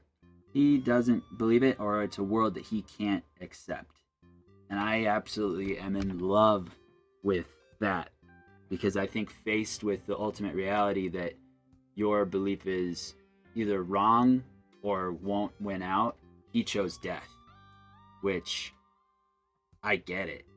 I mean, faced, because that's the ultimate thing that everyone faces, is like whatever the truth or whatever the truth of the world will be. I mean, George, and I'm sure Tony and I, we all have probably vastly different views on what the future will be or what Nirvana will be. Emma's future is one of positivity, and his was one of balance and control for the perseverance of a promise and order. So he kills himself. And I thought that was pretty badass. I was like, there's something kind of real. That for me, that at least that was something that made sense. And then I'll let someone else take it from there. Yeah, you're right. I mean, the fact that, at least they stuck to that. Like, his worldview could not be reconciled with this new wrinkle that lay before him of, of this human uprising. And so yeah, he ends it all. Yeah, I mean, and there's, I guess, to a certain extent, like maybe he couldn't live with everything that he had done, knowing that this could have been done long ago. He doesn't ever explicate that or say anything that indicates that that's his thinking, but maybe that's there somewhere. Is that he, yeah, the whole idea that he killed his brother for nothing and he did all of this stuff for nothing. It's not just killing his brother; it's everything that he's done to perpetuate this world in which he lives, which grants him, the power and the life that he's used to. In a world without that, why did he do all of that then, right?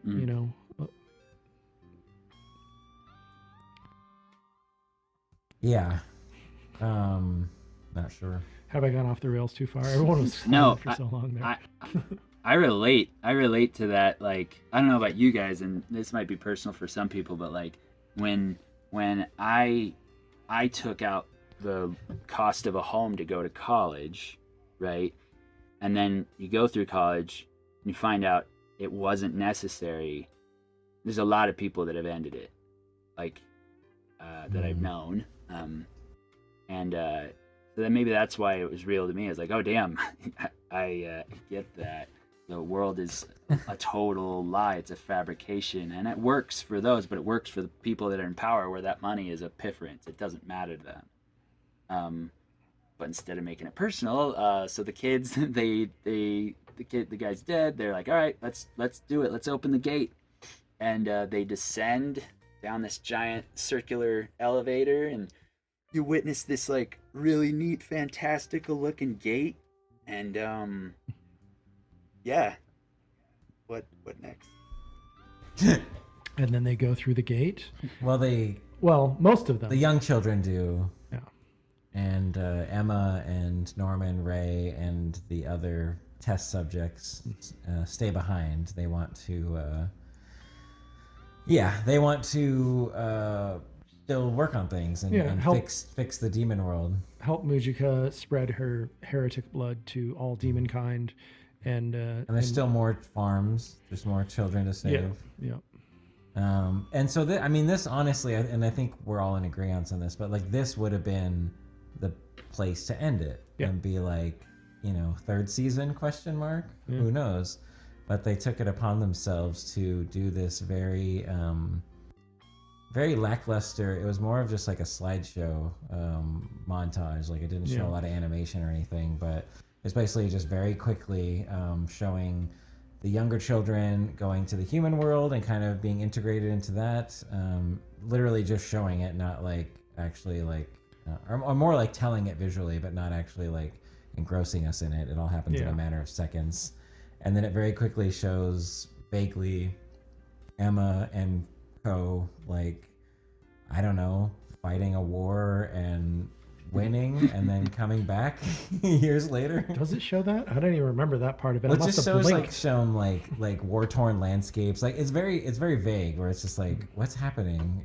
But it, clearly like time is passing and things are happening, but it's unclear what exactly. I remember all the stuff on the human side of the world where like the children are sort of adjusting to life there, and they're like, oh, I miss Emma, and oh, I miss Emma, and whatever. I don't know if they actually explicate that with dialogue or not, but that's the impression I got, was that Phil very much was missing Emma and wondering if everything was okay on the other side.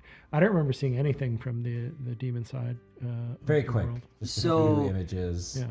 Yeah. I literally must have blinked. it looked a lot like Final Fantasy like 14 and 11, which is why I remember it, because they had like fantasy worlds, and there was one part where like Emma is standing before this like god-looking creature in a sea where they're standing on water. Like there's a lot of fantastical elements, and there's one part where they're like hiking over the mountains like Lord of the Rings. So for me, it was very memorable. I was like, yay, so cool. But then I would have loved to see all that, and now it's just gone. We got a happy ending. I mean, they're in the human world, and then everyone came with them. I don't know. Yeah, I don't remember seeing any of that at all. I just remember seeing them adjusting to the human world, and then suddenly, one day Phil and all the other children and Mama are all happen to be walking on the beach. Phil has obviously aged a few years. He's a little bit taller. And some of the other characters recognizable as well.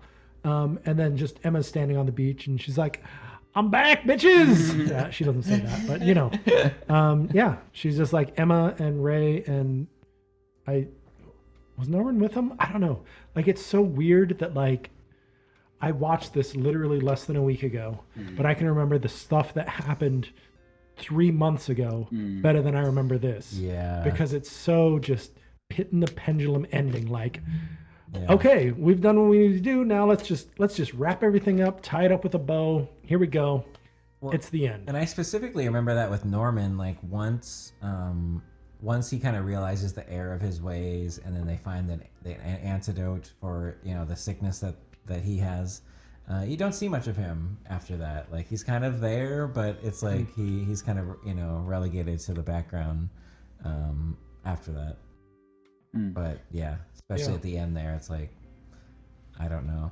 It's definitely the ending is a cop out. I mean, it is a happy ending, but it's like they just cram like what could have been a third season into like a minute. Yeah. I mean, it's a happy ending. It's a happy ending without any consequence or danger or anything, right? Yeah. It's like, we're going to stay behind and we're going to, fix the demon world. You guys go to the human world, where everything that we've been told so far is that you won't be allowed into the human world. But no, they're just welcomed with open arms. And then Emma is gone for a while, and then she comes back and says, "Oh, we won. We beat demon kind. Like, everything's cool. All the demons, they don't have to eat humans anymore. We're humans. We're here in the human world. There's no reason for us to interact anymore. Everything in the world is perfect as I imagined it, because I am Emma, and the imaginer of everything." I mean, I don't know. Yeah. And it's so fast. Like, it's a matter of like 2 minutes. This whole from the time they go through the gate to the end. I mean, there are credits playing over some of it, I guess, but yeah, I think it's a matter of 2 or 3 minutes. All of this. And they could have shown us so much more of what happened in the struggle on that side, what happened, with the kids on this side. Well, I would have preferred less, just leave it on a subtle cliffhanger. Like, some of the kids are able to go to the human world, but then everyone else stays back.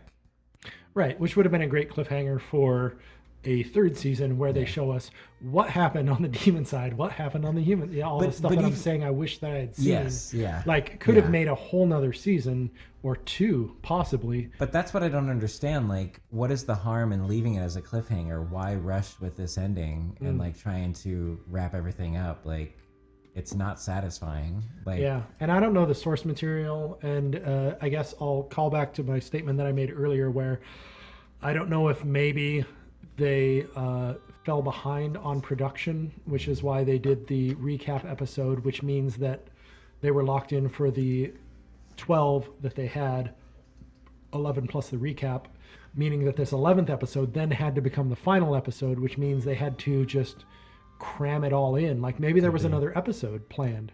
Yeah, which could have done at least something more. It still would have been really quick, but it would have been way less quick than the 3 minutes we got at the end of this. You know? Do you guys think that crap, I lost my train of thought here, but I just wonder how it performed in Japan, because I know that you got the new Evangelion movie coming out, but these are movies, and then Demon Slayer, and then I wonder, because when I lived abroad, the anime that my students loved was nothing I'd heard of, and nothing that's ever been popular here, right? So I really wonder how, if I know that there's a lot of games that are developed specifically for Western audiences, and I'm not necessarily saying that Promised Neverland is, but it kind of is. I mean, it has a diverse cast of characters. Some have brown skin, white skin, some black hair, blonde hair, etc. Whereas, some anime in Japan, nope, these are all Japanese historical figures or something. I don't know those stats of the show. I thought it was I assumed it was famous. I don't know. I assume so too. I mean, I know the manga is part of the Shonen Jump, or I mean, when it was running, it was part of Shonen Jump, which is super mainstream, in Japan, or around the world too. But super mainstream manga, so anything in there is above a certain threshold of popularity. Like, and that's something that like none of us are able to consider or comment on is the manga versus this anime ending. Like, did they literally just cram like 40 chapters of the manga into 3 minutes? It's possible. I don't know. It certainly felt like it. It certainly did. Well, I wonder. I would.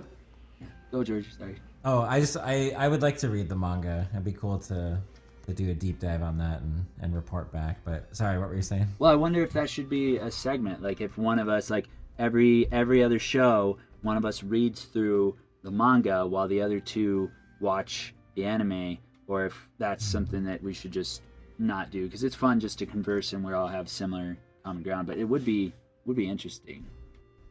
That would be cool. Yeah, I welcome it. I mean, I know Tony's not a big manga reader, so it'll probably be up to you and I. I'm not a big reader in general, I think. Okay, you read subtitles. That's it. Yeah, that's it. But yeah, if you or I had done that, but that's why I was thinking, because I wanted to do that, and as we were getting closer to the end of this season, I was thinking like, oh, like there's probably a third season coming, and so I was like, oh, we got time, we can read the manga, because the manga is completed. That's another reason why it's like that they don't really have an excuse for how they ended it. Yeah. So the manga is 20 volumes, 181 chapters. Which, so crammed into 2 seasons of an anime? Yeah, it's been crammed. Yes. Yeah. I was... the manga was published from August 2016 until June of 2020. Yes. So, they had 4 years of the manga coming out. We had 2 years of the anime, which, I don't know. I don't know what the ratios typically are on that sort of thing, I guess. Maybe that's normal. Depends on how many pages each chapter is too, but yeah. Well, the first chapter is 55 pages apparently. Yes. I've been told. This I know for a fact. But yeah, I don't know. I had thought we would have had time to do that, but yeah, maybe later on down the road if I get around to reading it, it'd be cool to touch base again. Yeah. Well, with Tony's very ambitious schedule, I'm just gonna say I doubt it. I'm not. I mean, damn, man, you've got. Well, hey, he's not gonna get to it, but I might. All right. I mean, you're reading one. I'm not reading any manga. I'm gonna wait 5 years until the reboot comes out of this, where they say, "Oh, this time we're gonna do the story properly." Like every other great anime that's ever come out does, because they mess it up. A lot of them do that. Yeah, like Hunter x Hunter. I'm not holding my breath. I guess. Yeah, I mean that one's a bit of an oddity, even in that realm of unfinished works and stuff. But yeah, he takes a lot of breaks. He works hard. He deserves breaks. That's fine. I don't need it to be done now. I can wait. Well, let's see. In 20 years, I'll be how old? I don't know if I can wait 20 years. Only wait so long. I'll wait 10, and yeah, hopefully he's finished it up by then, and then we get an anime adaptation, and we finish up Hunter x Hunter. Be nice. Yeah. I mean, I don't know. I know I should keep talking about the Promised Neverland, but that guy essentially took the Cell Saga and sort of just put it in his story, and I was like, when I bailed, but. That's just my opinion. Sorry. Yeah, that's just like your opinion. Yeah. A lot of people have issues with that insect arc of Hunter x Hunter. It's so long. Yeah. Yeah. And does borrow a lot from Dragon Ball Z. But see that's right there. There's an argument for when things go too long. They can lose their appeal. I mean. That's true. Yeah. It's like. Do you have a game plan? That's but there's appropriately long, and then there's too long. There's a line there somewhere. I mean, it's not an exacting thing, but Yeah, with Hunter x Hunter too long. Yeah, I think the insect arc was a little dragged out. At least in the anime, I didn't read the manga because I don't read things except for beer labels and subtitles. Um, with the Promised Neverland, like I feel like it could have been extended quite a bit more and not be drawn out. You know, I agree. I don't know. I can't argue just because, well, I want more. You know, I liked it. Yeah, yeah, me too. I was, yeah, I was anticipating like another cliffhanger and wait, like another 5 years or whatever, and Definitely seemed to be what it was leading towards was another cliffhanger. So Speaking of cliffhangers, let's talk about anime news. We were talking about other things that we might be doing special episodes on, and that Mike might be included in as well. And I'd be honored. Attack on Titan the final season, part 2. That's right. That's has right. been announced.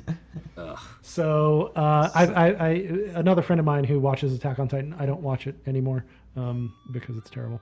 But Shots another fired. friend of mine who watches Attack on Titan was saying that he thought the way that the season was going, it looked like they were going to sort of end it halfway through and then probably do a movie, Ugh. which seemed the obvious thing to him to do. But it looks like, now they're doing a second half of the final season. So the final season is not the final season. There's another season of the final season, which will perhaps be final. Well, to be fair, the final season, the part 1 of the final season didn't start, like it started before the winter schedule, so it's kind of on its own schedule. Like Well, like a week or two before. Oh, December more than 20th. that. December 20th. I thought it was more than that. Like several weeks. Like, I mean, I can double check it, but I'm pretty sure December 20th. but either way, it's on its own schedule. So, I mean, I'm not caught up like Mike is, and so we can't get into spoilers. But I like this because it gives me more time to catch up, and number 2, I like it because I don't know. I hope it's a good sign. I hope they're adapting the story in a proper way, other than rushing it. Like, Or are they just milking the shit out of it? well, that could be too.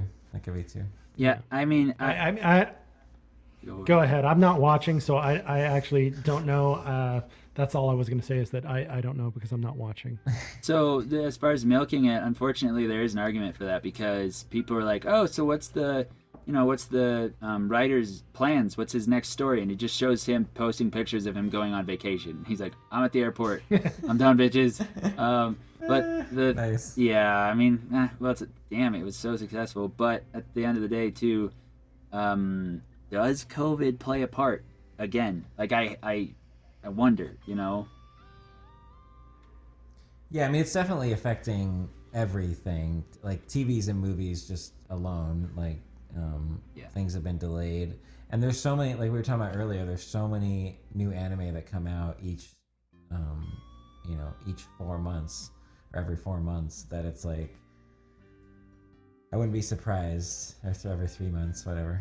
I wouldn't be surprised if that number started to drop or the overall quality starts to drop, like something, because until things kind of spring back here. Well, I mean, a lot of stuff from last year was delayed. I mean, this winter season was fairly light, I think, compared to what we're getting now. Yeah, and we're getting a lot of things that were delayed. Yeah. Yeah.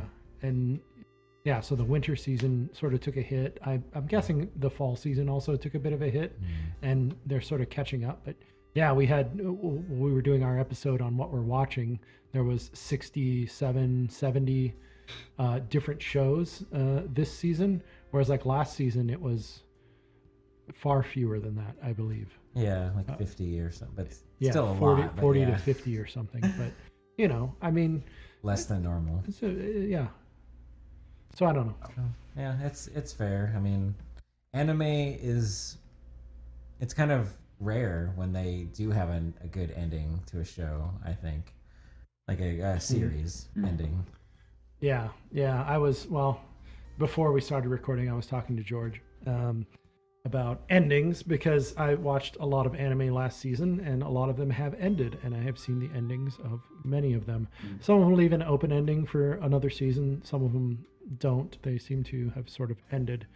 Um, and a lot of them, yeah, they just don't have good endings. Like they wrap things up, but not in a way that makes me happy, I guess, Not and satisfied. it's, there's a lot to be said for, I've read a number of things relating to the end of seasons, like Game of Thrones. Everyone complains about the ending of Game of Thrones, which was also rushed.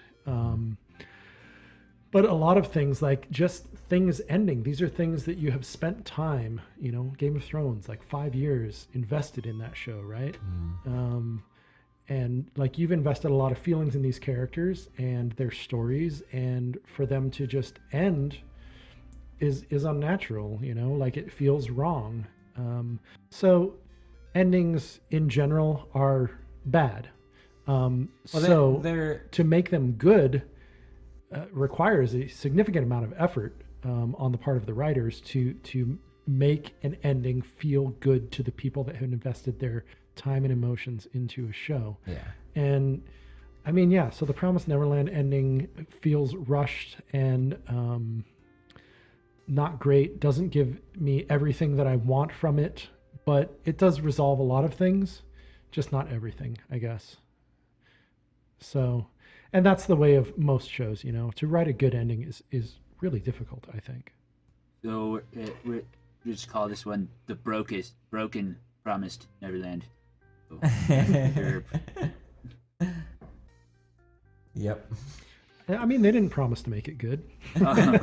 Well, I mean, Yeah, I was. Maybe an implied promise. I wanted to argue against you guys. I was like, no, this is great. But I was like, oh man, you make a really good argument for the fans, and I respect that a lot because, it's good art, good story, and just a shame, I suppose, in that, but in a way, if it leaves you wanting more, then it's a success. But I think the way that they just like showed a ton of endings, it's almost like, and I'll bring this in to pull on George's heartstrings, but it'd be like Chrono Trigger showing every alternate ending in like 4 or 5 minute span. You'd just be sitting there like, what? Like kind of, yeah. like, am I satisfied? Like, You got to earn that. oh yeah. Yeah, no, it's very fair. And I mean, honestly, manga really is the, most anime are based on either a manga or a light novel. I think even this season, there's only a few that are original, handful, maybe 5 shows that are completely original properties. So it's like, like with One Piece, Mike brought up earlier, we're both reading it, and I'm heavily into it, but I was into the show, and then I started checking out the manga because the show started to kind of drag on at a certain point. Started to stretch things out, have pacing issues. Now that I'm reading the manga, I don't have that as much. Like it's you're actually getting it from the original source, and it's. I imagine Promised Neverland reading it is a lot more. I'm sure there's a lot more threads going on there, and a much more satisfying conclusion. Like until I read it, I won't know, but I have to assume. Yeah, one would hope. Yeah. Well, I hope So that it's there's a manga. I hope there's an anime that's so damn good for Tony that it forces him to get the manga. Because I'm kind of with Tony. Like, I hadn't read manga. Like, I didn't make it. I have them. I own them. I think they're amazing. Like, I think I look at them as art, but I didn't actively read them. And I'm trying to get into it now because why the hell not?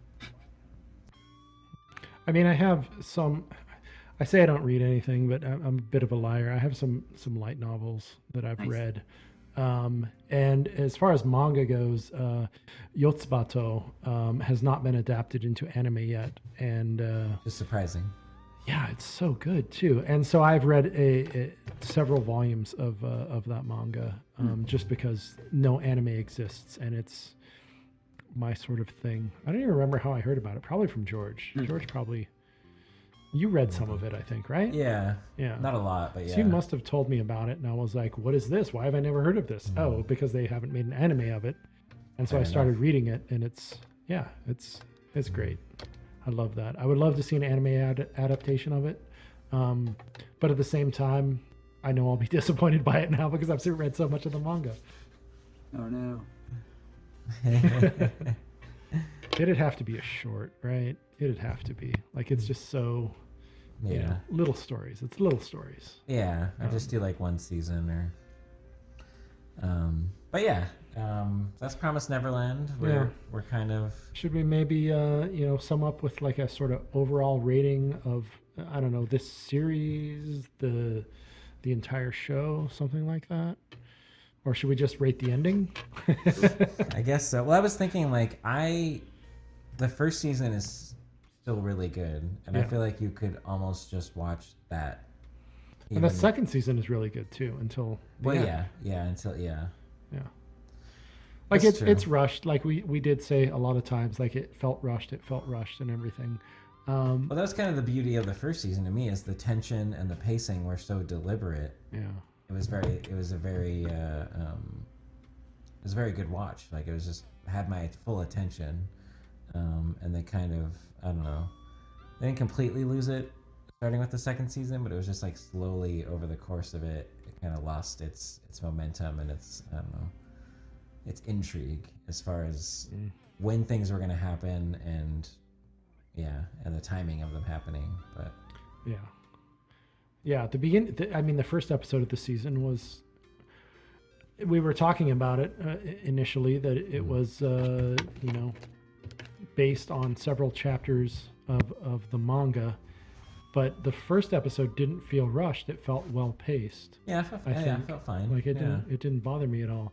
But then as the season went on, the pacing increased, which can work, with some stories.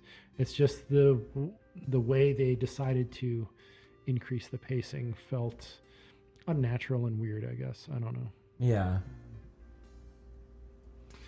So since Mike is our guest this week, I guess we should start with him. How would you rate The Promised Neverland? You can rate the whole thing, just this season, whatever you want. Tell us what you're rating and how you rate it. Oh man, so I don't like horror, and so it speaks to how good the show was. I think for me to even watch it, like to get through like the first episode, 'cause it starts out as a horror in my opinion, and I don't know. I'm gonna say out of 10 takoyaki, all right. I'm gonna give it. So the first season was a solid 9, and the second season, goodness, I don't even know, man. It had things that I really loved, and I know it was short, so I'm gonna give that a 6 for an average of 15 divided by 2. What is that, like 7? 7.5. Yeah, 7.5. Yeah. And how would you rate the ending? Oh man. How did it end for you? It left me wanting more, which for me is a sign of a good story. So it's still a 7.5. Definitely, but your argument is super good on behalf of the fans. All right. Well, we don't give half points, so it's either a 7 or an 8. Damn it, it's a 7. Do it for me. 7. It's All a right. 7. Fair enough. I agree largely with what you said. Like the first season, solid 8 or 9 for me. I might go 9 actually at this point. Like it still is resonating with me to some extent at this later date. This season, 6. It was decent, good, not bad. The ending, I agree with what you said that it left me wanting more, except the fact that it left no room for any more because they closed it up tight. Like they ended it. Like everything more that I wanted to see from this, they said, nope, we're not giving that to you. We're just going to show you what happens after all the stuff that you wanted to see. I don't see any room for them to add anything to this in the future. So the ending was bad. I'll give it a 4. But overall, the entirety of the run, I'd give a 7. I think. I think I'd go 7 on that. Yeah. So I end up in the same place you did, just in a different way. Interesting. George. I How many takoyakis, George? I agree with your guys' ratings. I just, with the ending of the whole show, I suppose they could, if they got funding and whatnot, they could just do a 3rd season and just ignore the fact that like they showed us all that and like actually tell the story.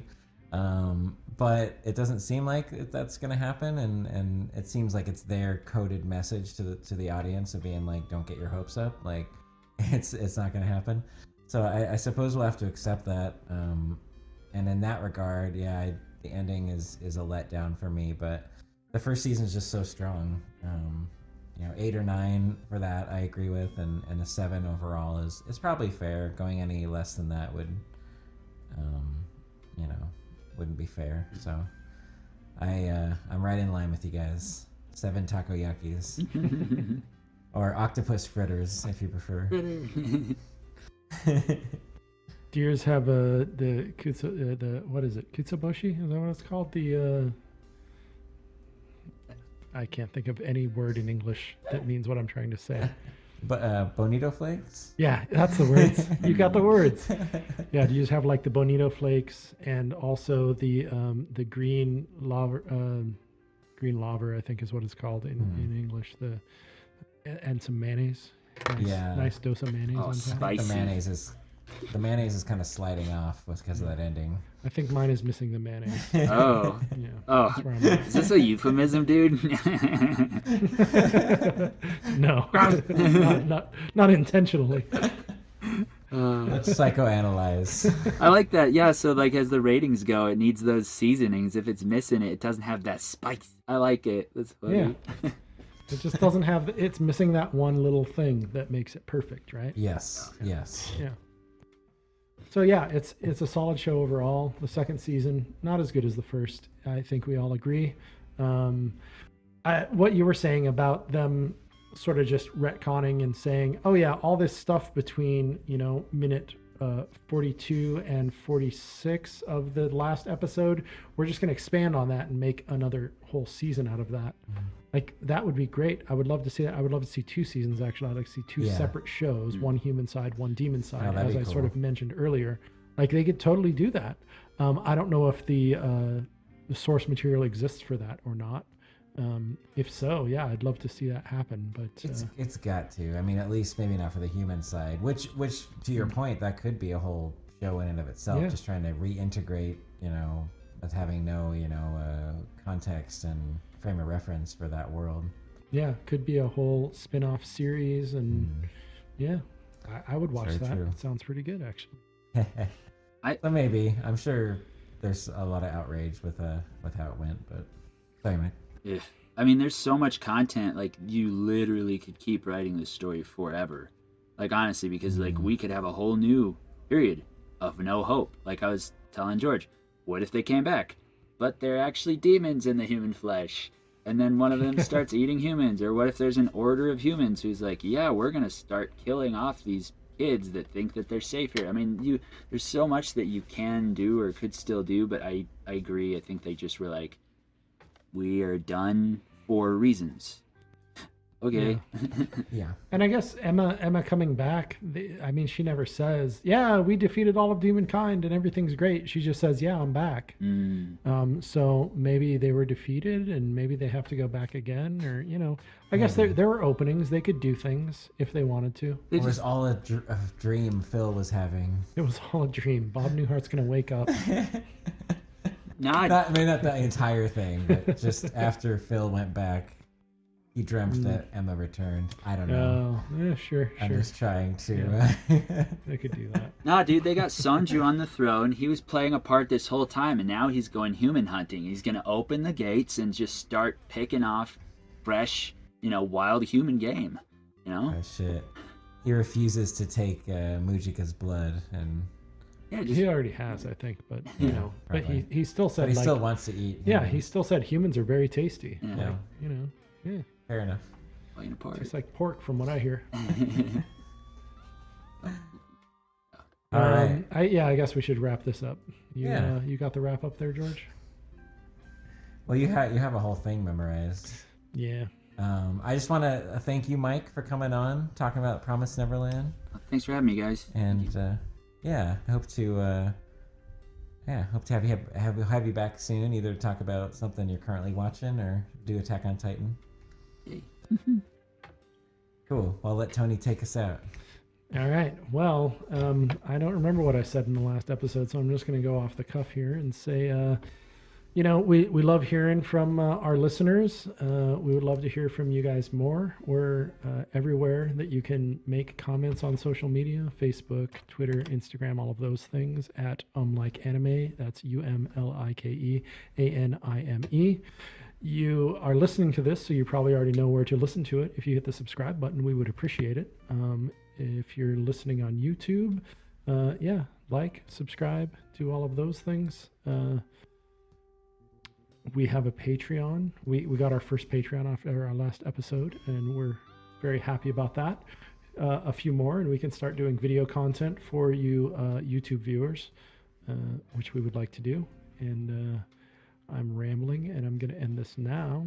Yeah. So join us next time. Yes, our next episode, I did say this in our last episode that our next episode would be on April 7th, but this time it's true because this episode should be coming out on April 4th, Easter, because it's our Easter special. And then April 7th, we will be talking about the sort of everything leading up to the first week, including the first Friday and Saturday of the anime season proper. Including Boku no Hero Academia. George is making faces. That means I'm talking too long. So, thank you. Goodbye. Bye, guys. Bye.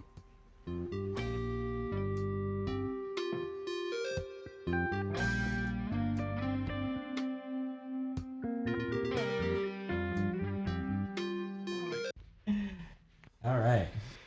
All right. Yeah, I was rambling a bit. All good.